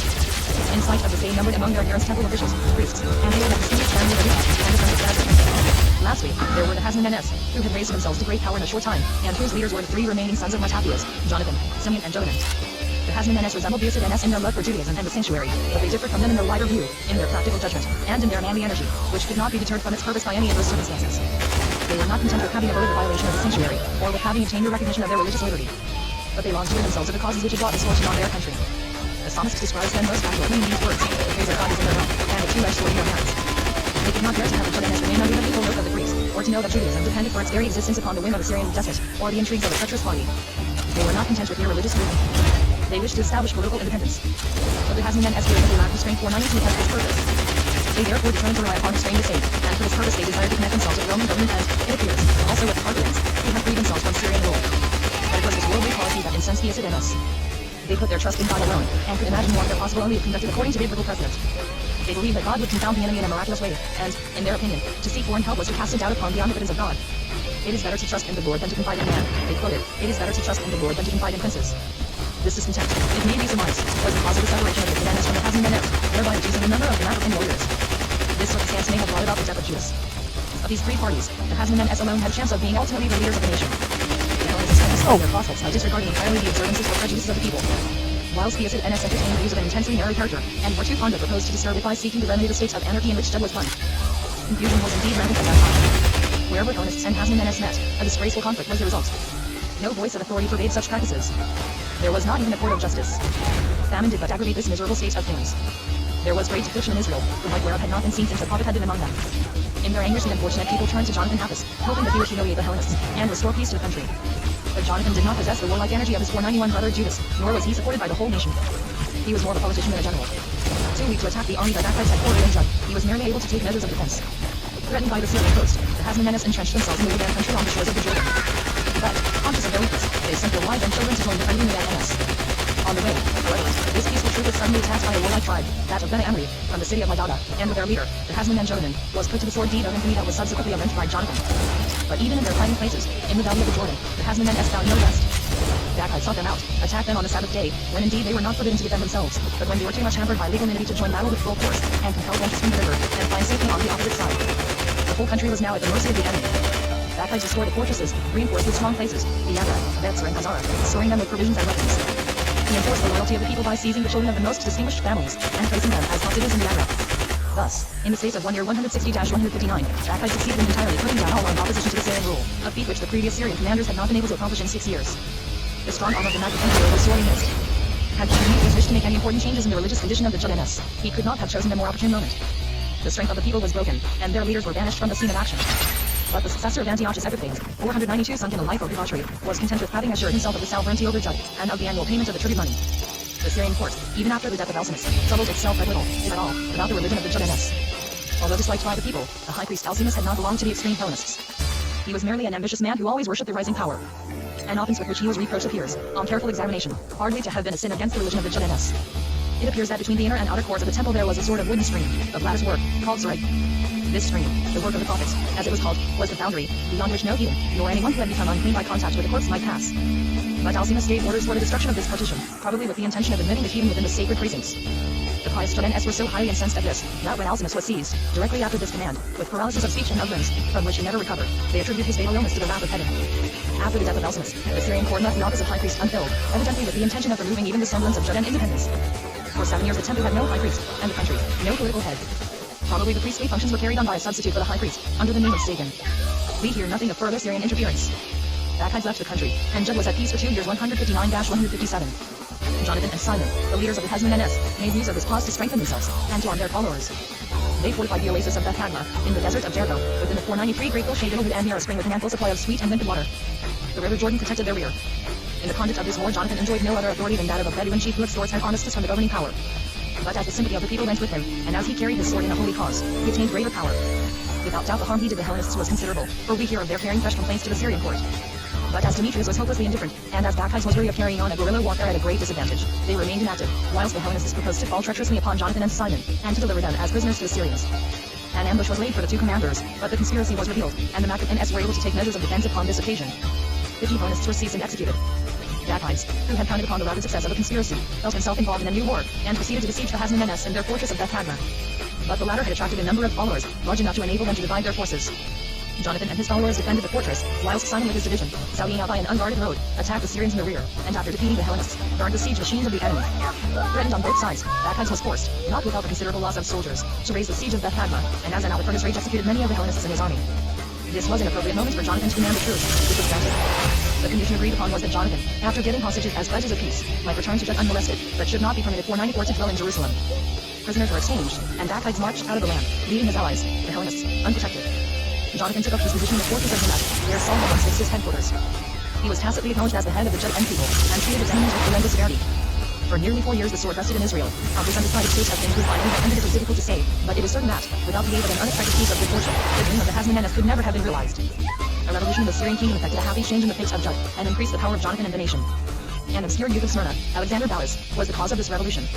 He happened to bear an extraordinary likeness to the late king of Syria, Antiochus Epiphanes. This resemblance prompted Edelus, king of Pergamum, to induce Alexander to play the part of pretender to the Syrian throne. Alexander, richly supplied by Edelus with money and troops, was recognized by the Roman Senate as heir to the kingdom of Syria. Demetrius, roused from his indolence, began to look about him for allies. Above all he was anxious to win Jonathan over to his side. This led him to write a flattering epistle to the Hasmonean commander, in which he called him his ally, and authorized him to raise troops and procure weapons. The Judean hostages were at once to be set free. Jonathan did not neglect so favorable an opportunity. He hurried to Jerusalem, repaired the walls, and fortified the city. The Hellenists sought refuge in the fortress of Betzer. But Alexander, who was also in want of help, was equally eager for Jonathan's alliance, and succeeded in gaining it. He nominated Jonathan high priest, sent him a robe of purple and a 495 crown of gold, thus declaring him tributary prince of the Syrian kingdom and friend of its monarch. Jonathan donned his priestly garment, and officiated for the first time as high priest in the temple upon the Feast of Tabernacles 152. He was the first of the Hasmoneses to gain so great a distinction. Thus Jud, thanks to the valor and self-sacrifice of a handful of warriors, was raised, after a war of nearly 20 years, from the brink of destruction to an influential position. The sufferer's part which he had played for so long was now to be exchanged for one active and heroic. Jonathan greatly contributed to the growing power of the nation during his rule 152-144. He justly divined which side he should espouse in the struggle for the Syrian crown. He allied himself to Alexander, although Demetrius, like all who have nothing left to lose, was refusing the most liberal offers. Ignoring the high priest, Demetrius wrote to the Judean people, promising to relieve them from most of their taxes and imposts, to restore to their jurisdiction 3 districts that had been added to Samaria, to recognize Jerusalem as an asylum, and even to give up the important Agra. He declared that he would defray the expenses for conducting divine service in the temple out of the royal treasury, reserving for that purpose the revenues of the town of Ptolemy. The Judean army was to be levied at Syrian cost. Promotions and rewards were to be given according to Syrian custom, and the forces consisting of 30,000 men were naturally to serve as his allies. Even the Judeans settled in the Syrian provinces were, in consideration of his reliance, to be protected from the oppression of their neighbors, and were to be exempt, on all Sabbaths and festivals, and for 3 days before and after the festivals, from duty in any court of justice. But nothing could bribe the Judean people to desert Jonathan. They were not blinded by these 496 brilliant prospects, and their leader was too well acquainted with the character of Demetrius to give heed to his promises. He allied himself with Alexander, aided him in crushing his rival, and never had cause to regret the step that he had taken. The usurper noted Jonathan with marks of favor, and plainly showed his gratitude to the Macedonian leader. When he entered the city of Ptolemy, to receive the daughter of the Egyptian monarch, Ptolemy VI Philopator, as his bride, he invited Jonathan to meet him, and the two kings entertained the Judean warrior as their equal. During the reign of Alexander Bellus 152-146, Judah recovered from the cruel blows which despotism and treachery had dealt her, and was soon able to call 10,000 men into the field. Jonathan, on his side, regained Alexander with unalterable loyalty. For when Demetrius I, the son of Demetrius I, contested, as rightful heir to the throne, the sovereignty of Syria, Jonathan upheld Alexander's cause most strenuously, although that monarch was defeated by Egypt and Rome. The African chieftain began by opposing the advance of Demetrius' general Apollonius on the shores of the Mediterranean. He besieged and took the fortress of the seaport town of Joppa, destroyed the old Philistine city of Ashdod, which had declared for Apollonius, and burned the temple of the god Dagon. As a reward for his services, Jonathan received from Alexander the city of Ekron, with the surrounding country, which from that time was incorporated with 147. The Syrian people were now at their allegiance, some of them acknowledging the rightful king Demetrius I, others clinging to the house of the usurper Alexander, even after the latter had been treacherously slain. In this general confusion, Jonathan was able to besiege the Agra, the stronghold of the Hellenists. 497 of the besieged turned the help of the Syrian king, and Demetrius I, eager to overthrow the powerful Macedon, listened to their appeal, marched to the rescue, and commanded Jonathan to meet him at Ptolemy. But when Jonathan obeyed and came with rich presents, Demetrius thought that his alliance might be of use to himself, and not only did he abandon his march upon the Agra, but he confirmed Jonathan in his priestly office. Jonathan, well aware that the king was in sore need of money, offered him 300 talents in exchange for a few districts of land, and for the promise of exempting the Judeans from all taxation. The compact was made, written, and placed for security in the temple. But Demetrius, in spite of his solemn protestation, soon regretted having freed the Judeans from their imposts. No Syrian monarch was ever known to be loyal to his word, or to refrain from recalling favors granted in some pressing moment of danger. The Judean army meanwhile was soon to enjoy the unexpected triumph of inflicting the same degradation upon the Syrian capital which the Syrians had so often inflicted upon Jerusalem. Demetrius had excited the discontent of his people to such a degree that they actually besieged him in his own house at Antioch, and his troops, who were carrying for pay, refused to aid in his deliverance. Thus he felt himself in the unpleasant position of being compelled to seek the help of Jonathan's Judean troops. The 3,000 men sent by the high priest destroyed a portion of the Syrian capital by fire, and forced the inhabitants and the rebellious soldiers to release their king and sue for pardon. But no sooner was Demetrius at liberty than he treated his deliverer with past ingratitude. Jonathan, therefore, refused to come to his rescue, when a general of Alexander Bellus, Diodorus Tryphon by name, conspired against him, attempting to place Antiochus VI, the young son of Alexander Bellus, on the throne of Syria. 498 Demetrius was forced to flee from his capital. Embittered at the faithlessness of the Syrian monarch, and grateful to the memory of Alexander, Jonathan espoused the cause of the young king and his regent Tryphon. The latter confirmed him in his priestly office, and permitted him to wear the gold clasp, the distinguishing mark of an independent prince. Simon, his brother, was made commander of the Syrian forces on the shores of the Mediterranean, from the latter of Tyre to the Egyptian confines. Bravely did the Hasmonean brothers fight for Antiochus, upon the triumph of whose cause the freedom of the Judeans depended. Victory and defeat succeeded each other. But at last the Hasmoneans remained victorious. They besieged and took several towns on the coast, and finally entered Damascus. They drove the Hellenists out of Bethser, and garrisoned it. But their greatest desire was to make Jerusalem impregnable. They increased the height of the walls, extending them eastward to the Vale of Kidron, thus creating a defense for the Holy Mount. They erected a rampart in the middle of the city, facing the Agra, to keep out the Hellenists, and they filled up the moat Shephenetha, which divided the Holy Mount from the city, and which was but partially bridged over, thus practically bringing the temple closer to the town. Jonathan would not attempt the siege of the Agra, partly because he might have given umbrage to Assyrian allies, and partly because he did not dare concentrate all his forces at one point so long as the generals of the fallen Demetrius maintained the threatening attitude. At that time Judah boasted an army 40,000 strong, 144-140. Subsequent events showed only too plainly that the prudence evinced by the Hasmoneans in fortifying the country, and maintaining a powerful army at the outset of this campaign has not been superfluous. As soon as the rebellious general, Diodorus Tryphon, 499 had possessed himself of the supreme power in Syria, he determined to overthrow the puppet king Antiochus, and to place the crown upon his own head. But the greatest hindrance to the attainment of these ends was Jonathan himself, who, true to the memory of Alexander, was the devoted champion of the rights of Antiochus, and who, moreover, was in possession of a great part of the sea coast. Tryphon was well aware that Jonathan would not become party to his treachery, so he determined to rid himself of the high priest, and thus weaken the followers of the young king. But a course of open violence being impossible, he resorted to craft, and actually succeeded in outwitting the warriors of all the Hasmoneans, and getting him into his power. Upon the news of Tryphon's entry into Scythopolis, at the head of a powerful army, Jonathan hurried to post him with 40,000 picked warriors. To his amazement, he was most courteously received by the Syrian commander, and loaded with presents. Entirely due to so flattering a reception, he was persuaded by Tryphon to dismiss the greater number of his troops, and to follow his host into the fortified seaport city of Ptolemy, which Tryphon promised to surrender to him. Of the 3,000 soldiers remaining of Jonathan, 2,000 were now sent to Auri, 1,000 alone following their chief. But hardly had they passed the gates of the fortress before Jonathan was seized, and made prisoner by the treacherous Tryphon, whilst the Syrian garrison fell upon his men, and massacred them. After the accomplishment of this infamous deed, the troops rushed out in pursuit of the Judean soldiers, who were stationed in the plain of Jezreel and in Galilee. But the Judeans had already heard of the fate that had befallen their brethren, and they turned, and gave battle to the Syrians, putting them to flight. With the report of Jonathan's death, they entered Jerusalem, and waited for the consummation of their sorrow-stricken 500 brethren. They believed that their beloved Jonathan had fallen, like his 1,000 followers at Atro, a victim to the faithless commander. Syrian domination, with its usual terrible consequences, seemed impending. The Hellenists were suspected of being implicated in these disastrous events, and, in fact, there was a secret understanding between Tryphon and the remnant of the Hellenists. The Syrian commander appears to have promised them aid from without, while they were to assist him from within, should the Judean capital be besieged. But Simon Parsi, the last of the Hasmoneans, successfully averted this chill danger. In spite of his advanced age, he was a man of lofty enthusiasm and singular heroism, so that he was able to rouse the people from despair to hope. When he explained to the multitude assembled in the outer courts of the temple, "I am no better than my brothers who died for the sanctuary and liberty," the Judeans replied with one voice, "The Amir, are Judas and Jonathan, your brothers." Placed at the head of the nation by the people themselves, Simon was determined to secure Jerusalem from a sudden attack on the part of the Hellenists, and at the same time to block Tryphon's entry into Judah.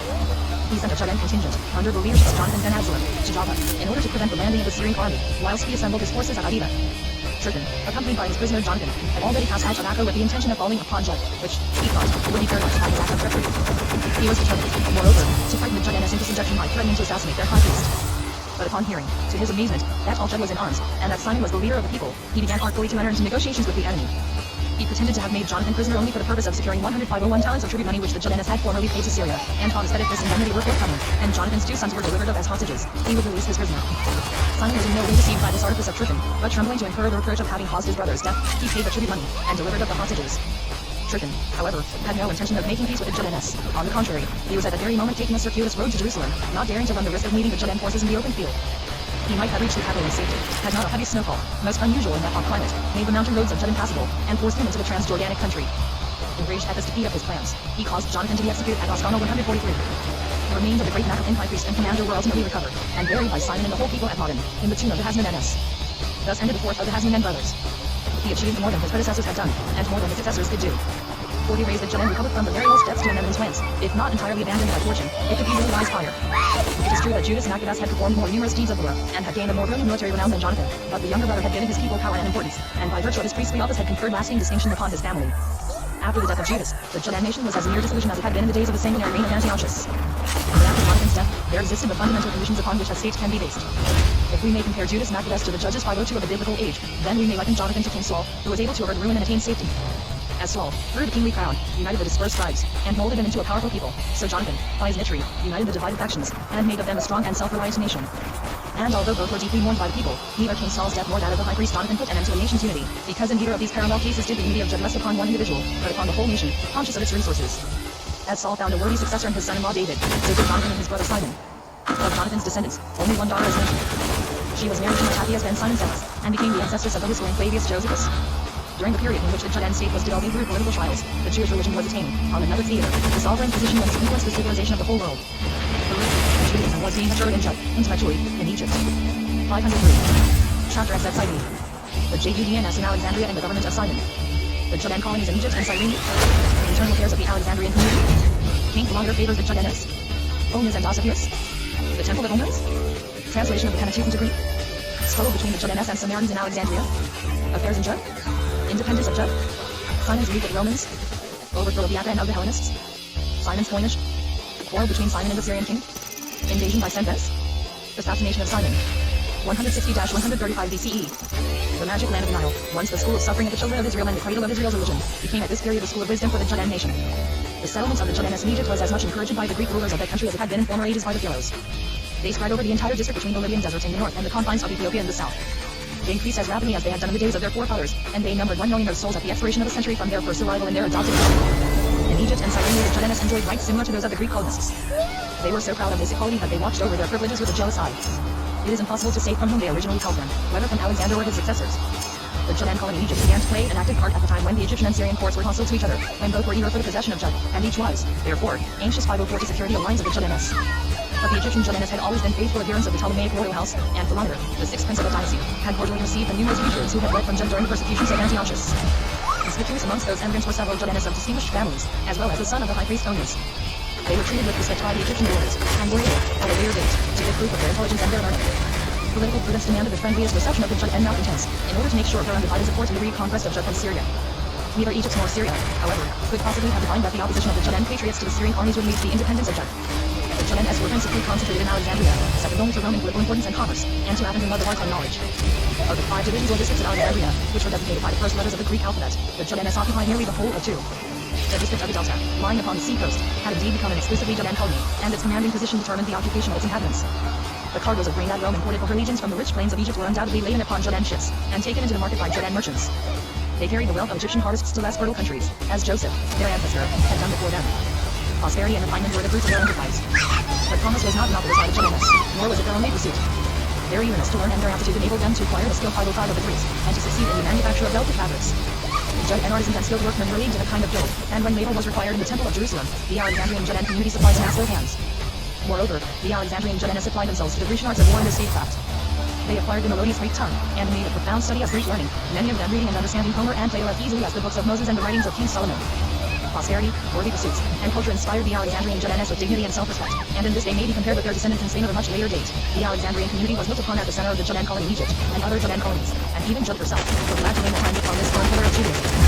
Houses of prayer, bearing the name procession, were established in all parts of the state. Amongst them was the principal synagogue, distinguished by its graceful architecture and its magnificent interior. These houses of prayer were at the same time schools of learning, where the most accomplished student of the law would stand up on Sabbaths and festival days to expound that portion of the Pentateuch that had just been read to the congregation. But the most brilliant ornaments of the Alexandrian Judean world were the distinguished fugitives who arrived in Alexandria during the Syrian persecutions. The most illustrious of these was Onesiphor, the youngest son of the last legitimate high priest of the line of Joshua ben Jozadak. After his father had been treacherously murdered, on account of his determined antagonism to the Hellenists and his support of Hyrcanus, young Onias fled for safety to Egypt. There he was kindly 506 received by the gentle King Philometor, because he represented the party which looked upon him as the rightful successor to the priestly dignity, and the 6th Ptolemy, hoping ultimately to thus see Assyria and Jud from Syrian rule, believed that he might eventually rely upon the support of this party. As soon as Onias, who had now reached man's estate, heard that the wicked high priest, Melas, had been slain by order of the Syrian court, and that Prince Demetrius had escaped from Rome, and had conquered Syria, he flattered himself that he would be allowed to return as high priest to Jud. His protector, the King Philometor, had meanwhile become an ally of Demetrius, and had probably put in a good word for his favorite. But when Alcimus was chosen high priest, and was supported by an armed force, even against the Hasmoneans, Onias gave up all hope of receiving the priestly inheritance of his father, and took up his permanent abode in Egypt. Onias seems to have been accompanied by a man of great distinction, Dositheus by name, and the two men played an influential part during the reign of Philometor. They were given the opportunity of distinguishing themselves during the disorders arising from the rivalry of the two royal brothers, the gentle Philometor and the violent Euergetes, who was a monster in body and in mind, and who was called, on account of his enormous size, Adonijah, and on account of his diabolical wickedness, Euergetes. The two brothers, with their sister Cleopatra, who was the wife of the older brother, claimed the throne over when Egypt and Syria happened to be at war with each other. Alcmaeon, the younger brother, had seized the throne for himself, supplanting the other one, who fled as a supplicant to Rome. The Roman Senate acknowledged the rights of Philometor, but always greedy for by the sudden extension of power, resolved to make use of this opportunity to weaken Egypt. It decreed, therefore, that the northwestern province of Cyrene should be separated from the Egyptian kingdom, and placed under the rule of Physol. But this prince, dissatisfied with his small territory, repeatedly conspired against Philometor, and the two brothers were soon openly at variance. Philometor dared to fly Rome, which had taken place in Sparta. But unfortunately his soldiers were unreliable. For the Alexandrian Greek population, besides having the usual faults of the Greeks, were remarkable for faithlessness and caprice. Still more did Philometor lack commanders. In this hour of emergency, the entrusted the Judean prince, Onias and Dositheus, with the command of the campaign against his brother. The entire Jewish Egyptian population stood by Philometor. The ability of the two Judean leaders enabled him to weaken Physol effectually. From that day Onias and Dositheus were held in great favor by Philometor, and they remained commanders of the entire army. Onias was recognized by the Judeans as head, or prince of the race ethnarch. He may have been unanimously elected to that office by his countrymen, and confirmed in an out of gratitude by the king, or Philometor may have taken the initiative, and raised him to this dignity. In time this office became a very important one. It was the duty of the ethnarch to control all the affairs of the community, to exercise the duties of a judge, and to protect the integrity of contracts. He represented his people at court. The office of ethnarch, which Onias was the first to hold, offered too many privileges to the Egyptian Judeans for them to have objected to it. As a result, they were now in the fortunate position of having a leader of royal dignity who was able to mold them into one strong body. Their strength was to be enhanced by a new creation amongst them 508 in spite of the distinction which Onias enjoyed at the court of Philometor, and amongst his own race. He could not forget that, on account of the events that had taken place in Jud, he had lost his rightful office of high priest. During the uncertain state of things in his own country, Alcimus was raised as the rightful inheritance of the priesthood, and after his death, when this dignity seemed extinct, Onias conceived the idea of building a temple in Egypt that should take the place of the violated sanctuary in Jerusalem, and of which he would be the rightful high priest. Was he prompted to such an undertaking by piety or ambition? The innermost workings of the heart are not revealed in history. To secure the approval of the Judeans, Onias referred to a prophecy of Isaiah 6. 19. On that day there will be an altar to the Lord in Egypt. Philometor, to whom he expressed his wish, out of gratitude for his military services, presented him with a tract of land in the region of Heliopolis, 4.5 geographical miles northeast of Memphis, in the land of Goshen, where the descendants of Jacob had once lived until the exodus from Egypt. In a small town of Leopolis, on the ruins of a heathen temple, where animals had formerly been worshipped, Onias built the Judean sanctuary 154-152. Outwardly, it did not exactly resemble the Temple of Jerusalem, for it was made of brick, and it rose in the shape of a tower. The but all the necessary appliances of the interior were on the exact model of those in Jerusalem, except that the seven-armed candlestick was replaced by a golden lamp hanging from a golden chain. Priests and Levites who had fled from the persecutions in Judah officiated in this temple of Onias. The king generously decreed that the revenues of the whole district of Heliopolis should be devoted to the needs of the temple and the priests. This small province was formed into a little priestly state, and was called Onion. Although the community looked upon the temple of Onias as their religious center, visiting it during the festivals, and sacrificing in its courts, still, unlike the Samaritans, they did not withdraw their allegiance from the sanctuary of Jerusalem, or in any way depreciate it.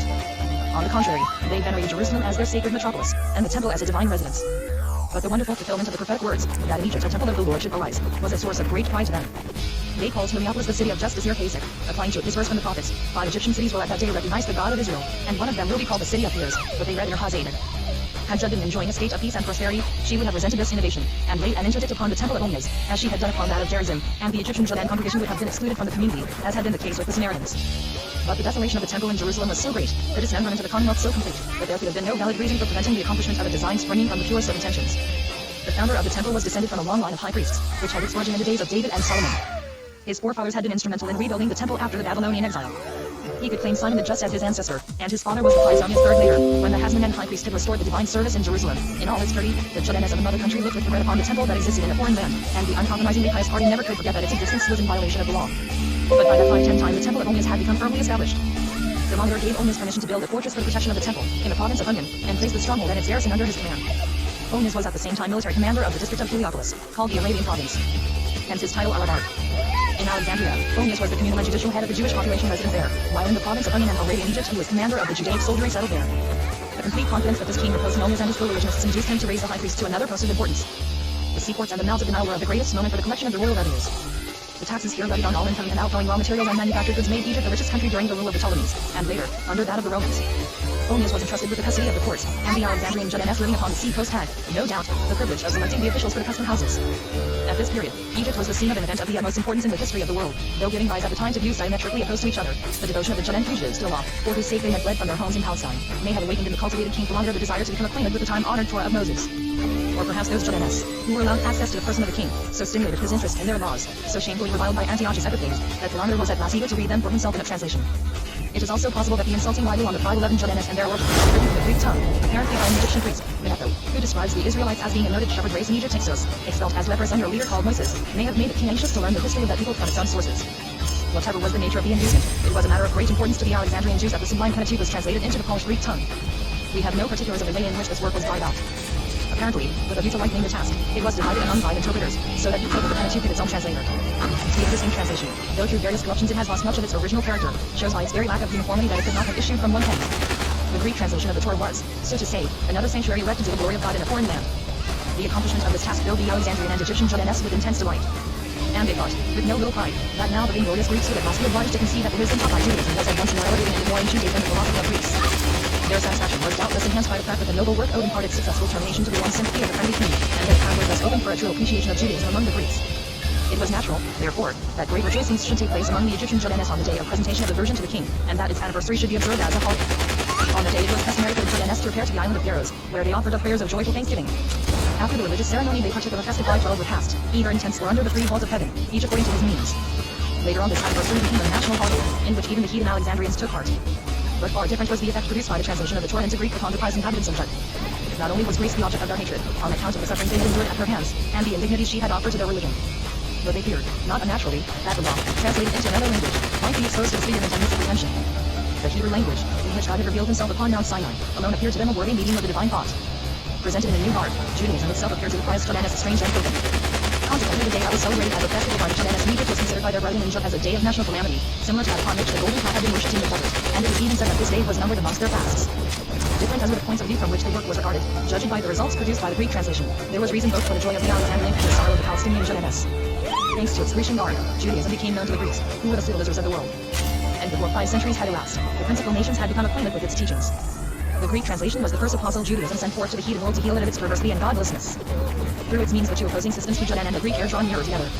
Owing to their subsequent circulation through the world by means of the second deposit, Christianity, the tenets of Judaism were by 13 fused into the thought and language of the various nations, and at present there is no civilized language which has not, by means of this Greek translation, taken words and ideas from Judean literature.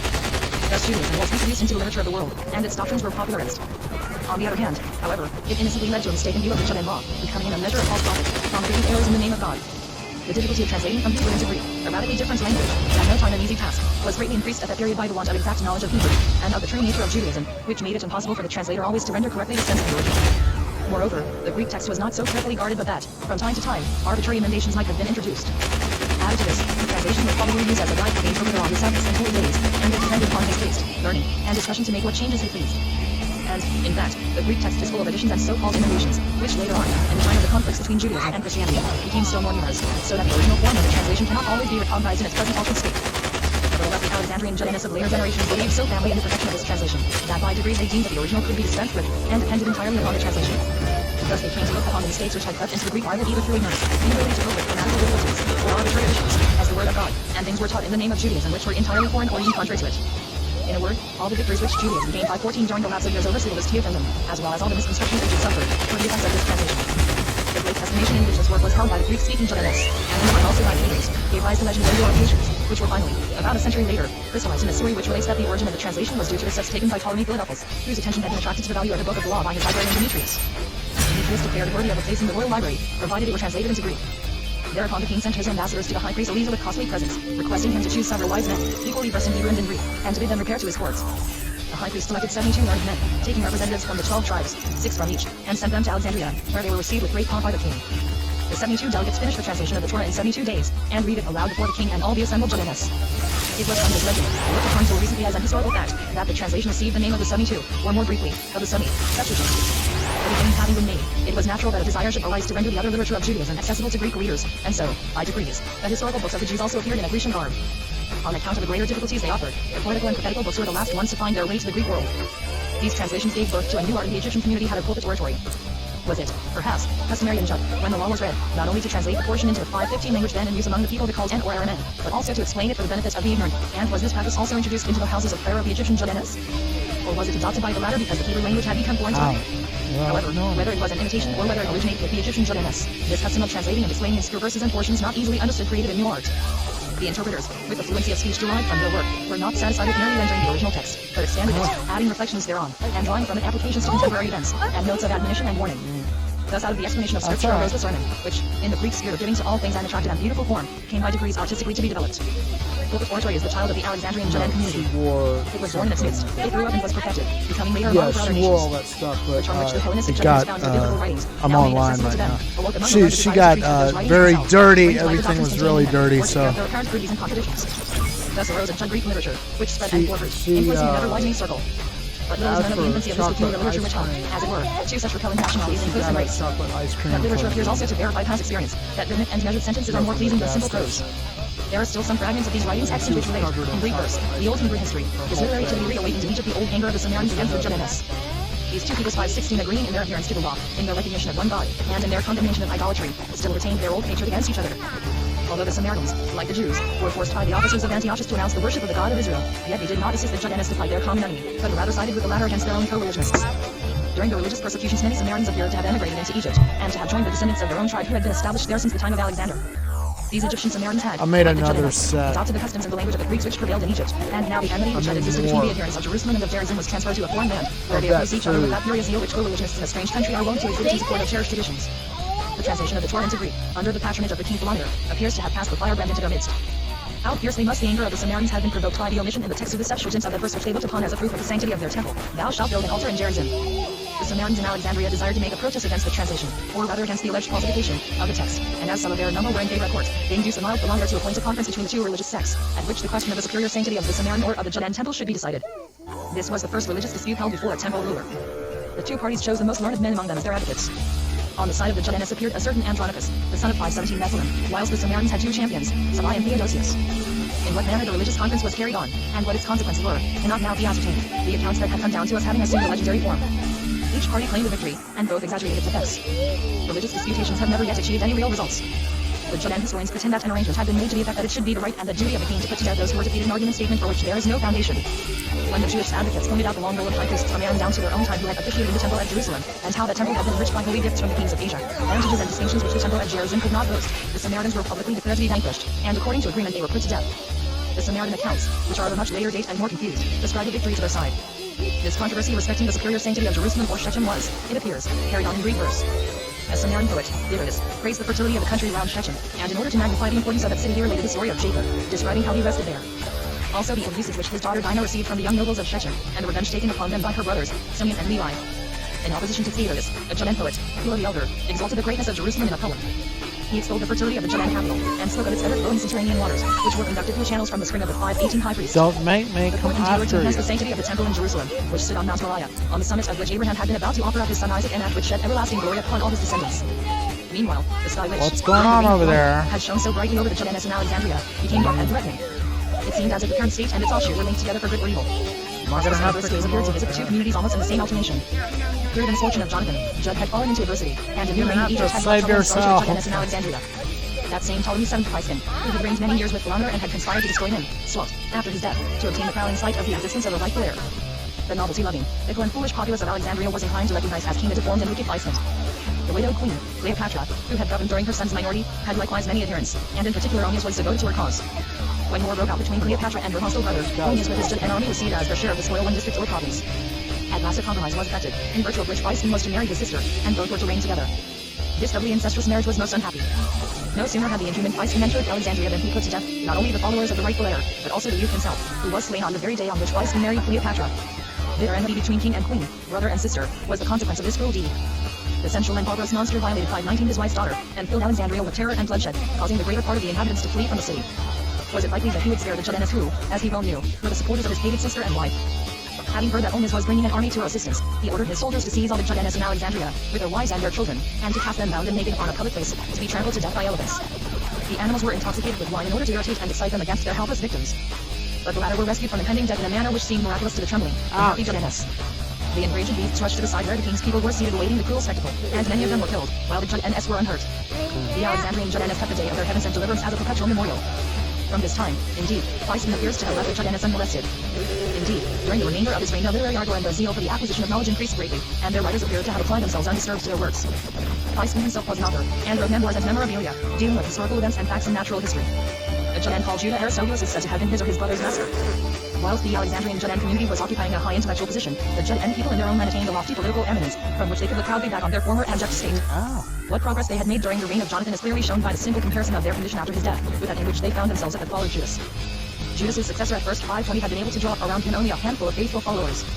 A leader without right or title, he possessed neither fortresses, nor means of defense or attack, and was hard pressed by enemies at home and abroad.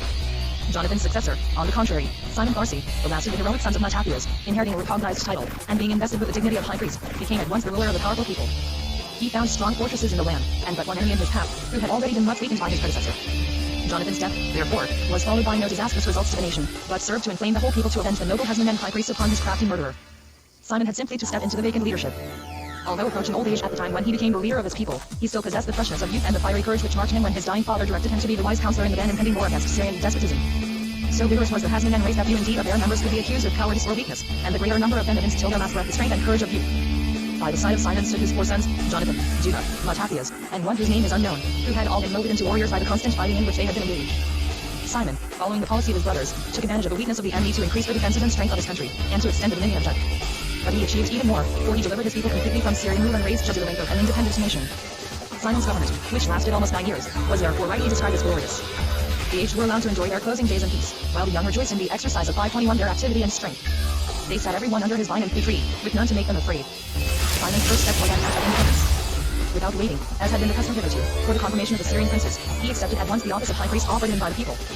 To provide against the war which this step of his might bring on, he hastened to provision and place in a state of defense the fortresses of Judah. He also opened negotiations with the dethroned king Demetrius I, although the latter had repaid Jonathan's assistance with base ingratitude.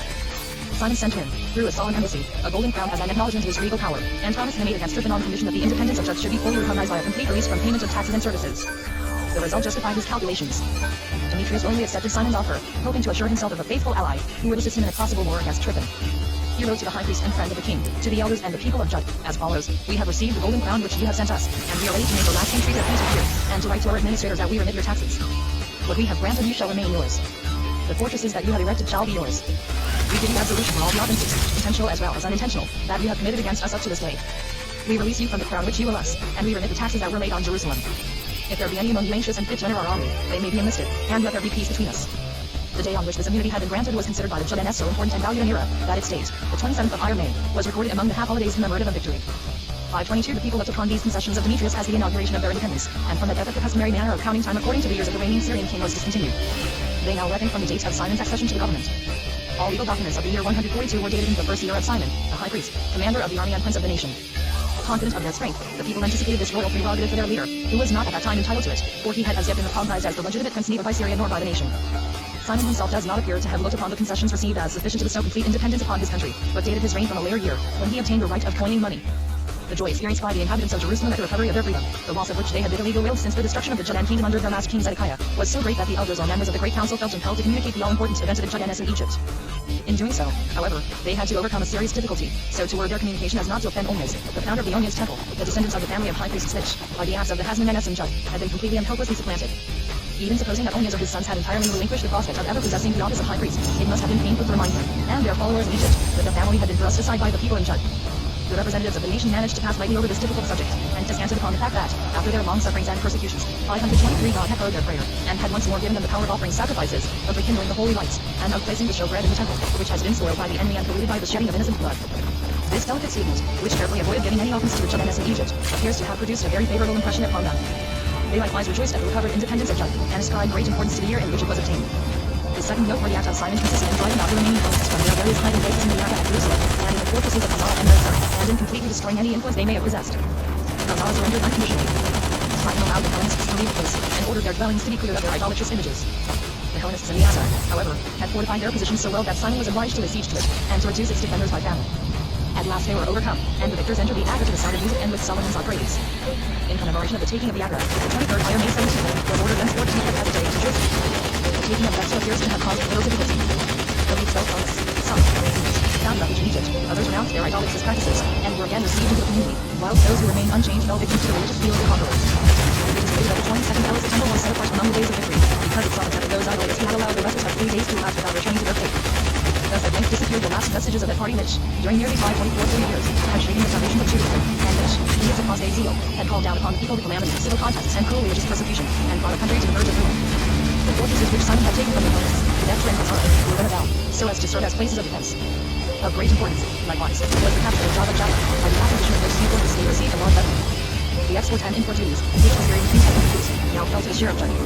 The Agra underwent a peculiar change at the hands of the last of the Hasmonean brothers. The last of the people event this fortress was too intense to allow it to stand intact. Apart from political considerations, there was also a religious sentiment averse to it continuing unaltered. The fortress, with its lofty towers, which the Syrians had erected to keep the city in check, overlooked the temple Cap Mount itself, and this was not to be. According to the prophecies of Isaiah, in the last days the mountain of the house of the Lord was to be established on the top of the mountains, and be exalted above the hills. This was literally explained to mean that no mount or building was to overtop the temple, and Simon, even if unconvinced himself, was obliged to bow to that belief. On the other hand, however, it seemed imprudent to destroy a fortress which, like the Agra, was so conveniently situated for the accommodation of troops, and so well fitted to serve as a storehouse for arms. Simon and his counselors hit upon a middle course in dealing with it. The towers and bastions of the fortress were taken down, work of destruction which, it is said, it cost the people 3 years to accomplish. The walls, courts, and halls, on the contrary, were left standing, but the hated name of Acca or Acropolis was no longer used, but changed for that of Eurybares, 525, which had first been introduced by Nehemiah. In this transformed edifice the Judean soldiers were quartered, and there they kept their records. Simon himself dwelt in the Bira in the midst of his soldiers, while his son Joan John, as governor of the seacoast, resided at Hazara. In spite of the favorable position in which he found himself, Simon was obliged to remain armed and prepared for war. At present the two pretenders to the throne, whilst they weakened each other, left him in peace. Demetrius I, Nicator, who had granted independence to Jud, was now engaged in an adventurous expedition in the east against Persia. His brother, Antiochus Situs, governed in his place, and was at strife with Diodotus Tryphon, who, having treacherously killed Jonathan and young Antiochus, the son of Alexander Gallus, had made himself ruler over Syria. Simon, urged by political motives to weaken this country, evil-minded enemy, assisted Antiochus Situs, and received from him the confirmation of the privileges granted to Jud his brother in the hour of his need. In addition thereto, Antiochus gave Simon the right of coining money, which was the especial mark of independence. Unfortunately, as is but too often the case, a hand that planted the tree of liberty also placed the gnawing worm in the noble blossom. Wanting as he was in that far-sightedness which belonged to the genius of the prophets of old, and guided only by present emergencies, Simon believed that he would ensure the hard-won independence of his country if he obtained firm protection of that people which, never tired of making conquests and aggrandizing itself, was constantly and everywhere the foe of liberty. In order to put an end to the ceaseless provocations given by the petty Syrian tyrants, Simon entrusted the welfare of his country to the mighty tyrant, Rome, in whose close embraces 526 the nations that sought protection were unvailingly subjugated. Simon dispatched as delegates Numenius, the son of Antiochus, and Antipater, the son of Jason. They carried with them a heavy golden shield and a golden chain, which, in the hope of gaining for the Judeans in favor of being received as allies of Rome, they were to present as a mark of homage. The Roman Senate was not indisposed to enroll the most insignificant nation among their allies, being well aware that in granting the favor of their protection they had taken the first step towards reducing it to vassalage. Rome resembles an unfaithful guardian, who takes infinite care of the property of his lord, only to gather riches for himself. The Roman Senate made known to their friends and vassals that they had accepted Jud as their ally, and the Syrian rulers were forbidden to attack in 140. Scarcely 200 years later, a shameless, bloodthirsty Roman emperor will insist upon being worshipped in the temple at Jerusalem, and after another 30 years will have passed, Rome will break the strength of the Judean nation, kill its heroes, and hunt its sons like wild beasts. But these dire results of the Roman alliance were unsuspected by Simon or his contemporaries, who rejoiced at being called friends, brothers, and allies of the great Roman nation. In order to show their gratitude to their leader for whom he had procured for them, the Jewish people conferred upon him, with great solemnity, supreme and permanent sovereignty over themselves. One can hardly find, in all antiquity, a similar example of absolute power thus bestowed upon a prince, and of a quiet, peaceful transformation of a republic into a monarchy like that carried into effect by the people of Jud at that time. The deed which endorsed this gift of the monarchy to Simon is preserved in a record, which places strikingly before us the gratitude felt towards the Hasmoneans by the newly constituted nation. 527 on the 28th of September of the year 140, the third year of Simon's tenure of the high priesthood, the priests, the elders and representatives of the nation, and all the people of Jerusalem were assembled, probably upon the Temple Mount, and there agreed, in recognition of the great services rendered by Simon and the Hasmoneans to the people in the sanctuary, to consider him and his descendants as their Manassian high priest, until such time as a prophet should arise. As the outward sign of his dignity, Simon was to wear a purple mantle with a golden clasp. All public acts were to be in his name. Peace and war were to be decided upon by him. He was to have sole power to appoint the commanders of the army and the fortresses, as well as the managers of the temple and all its sacred trusts. Whoever opposed him was liable to punishment.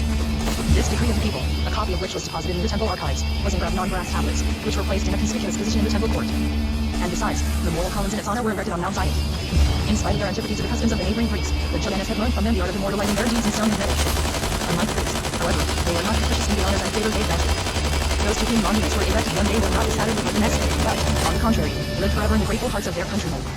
Israel had now again a prince lawfully chosen by the people, having been deprived of a ruler for the space of 9 jubilees, ever since the captivity of Sinai. The nation did not give Simon the title of king, but only that of prince. It was not done in order to lessen his power in any way, but that they might remain faithful to the house of David.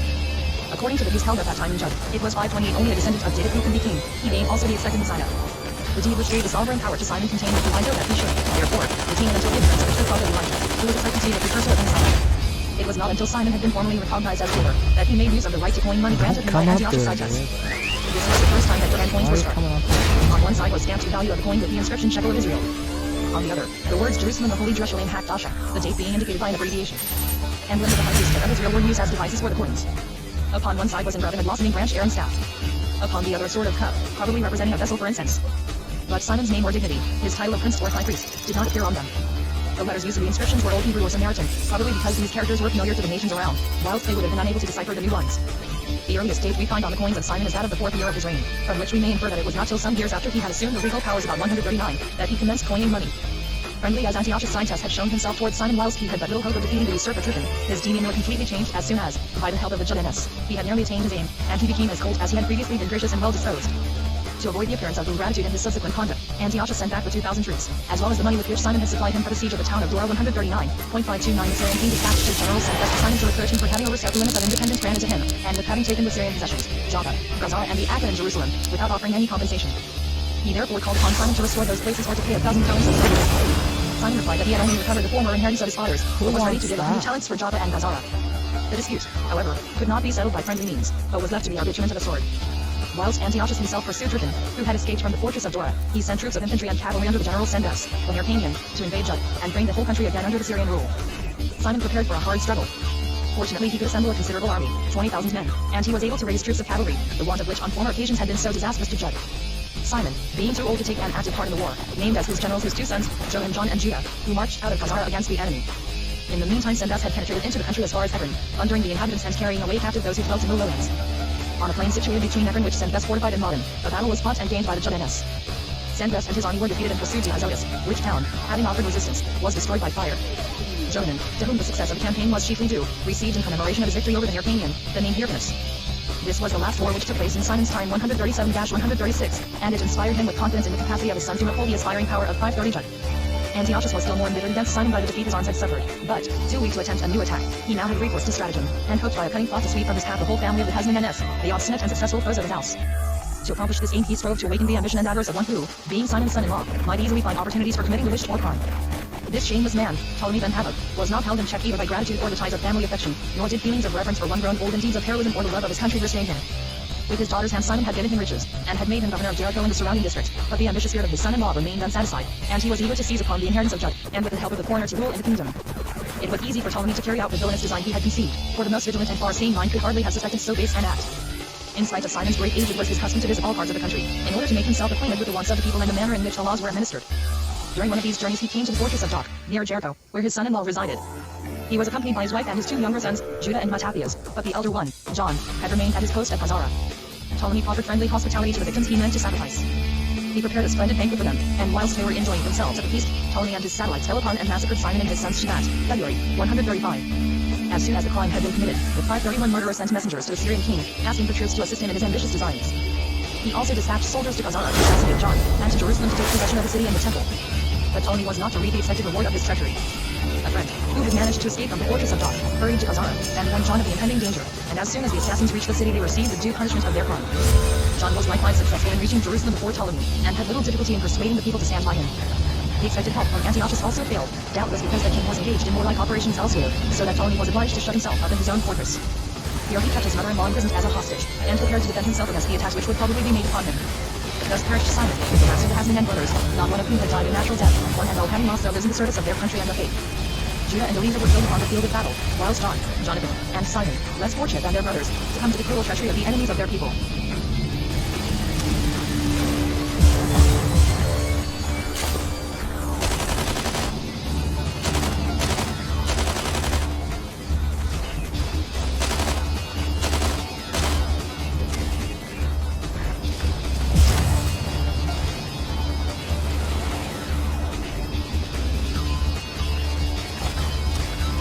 Danger Noodle. I can't believe it. I'm done. The first volume. 2 days. 2 days. I'll leave the battle.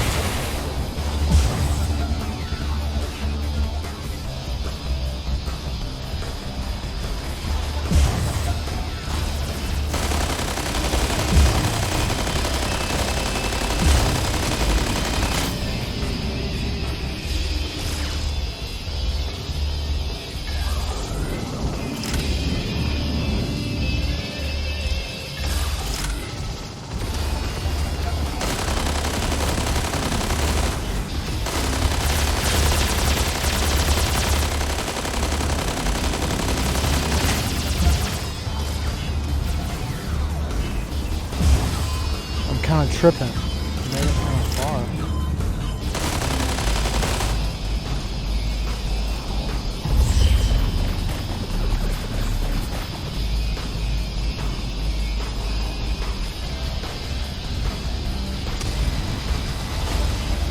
Tunnel of Fate. Is that the tunnel in the middle?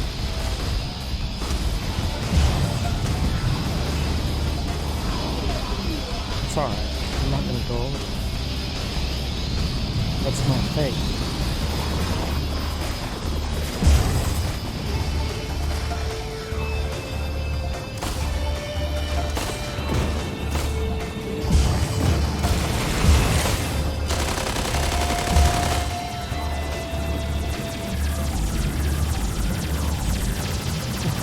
Shelter alone.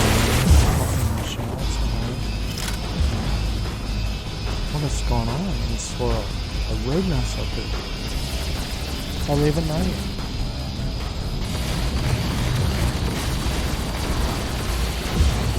Come on, Jennifer. Develop. Good call.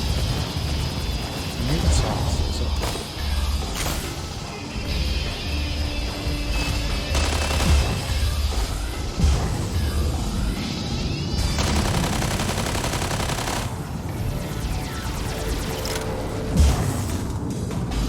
Meat sauce. You know what? I'm not coming out anyway.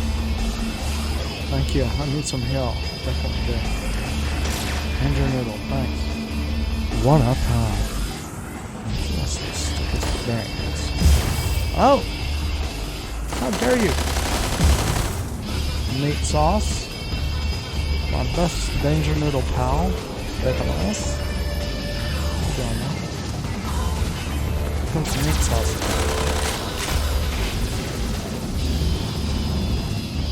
What's all that stuff? And put frozen.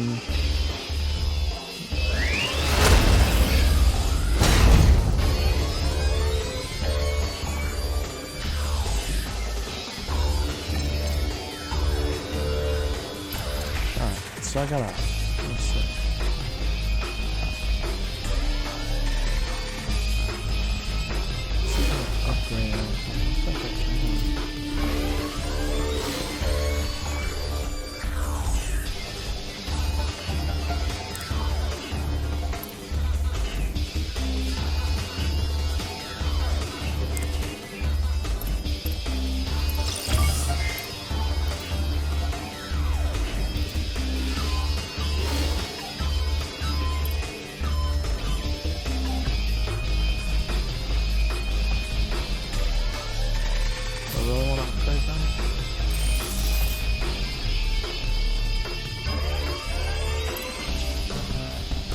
thermal lance reload.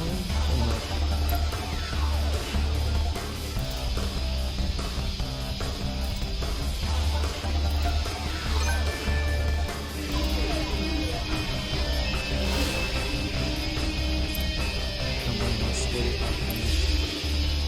5,000.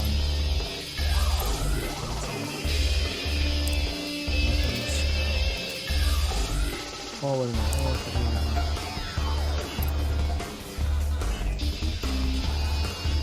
Greater rank.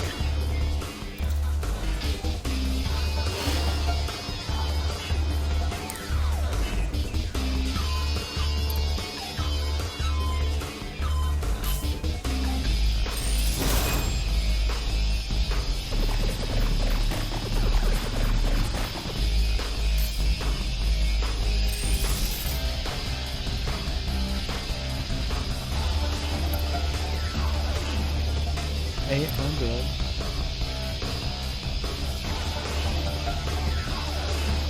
RPG damage ratings. And you know what?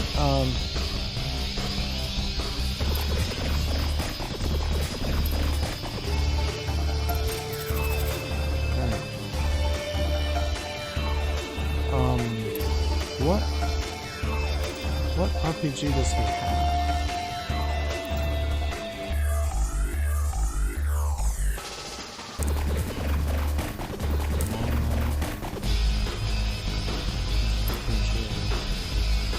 $275. Long on 10. Dang it. Oh.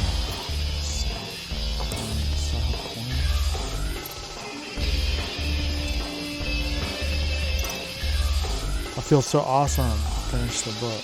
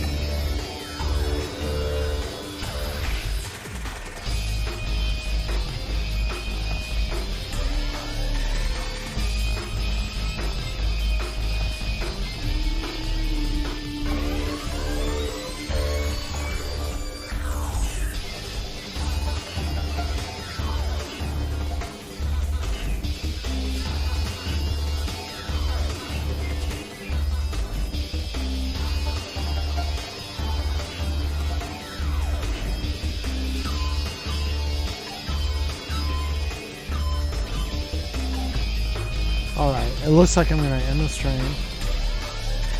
And I'm going to go do some audio checking. Wait a minute. But thanks for tuning in. And we'll be back on tomorrow.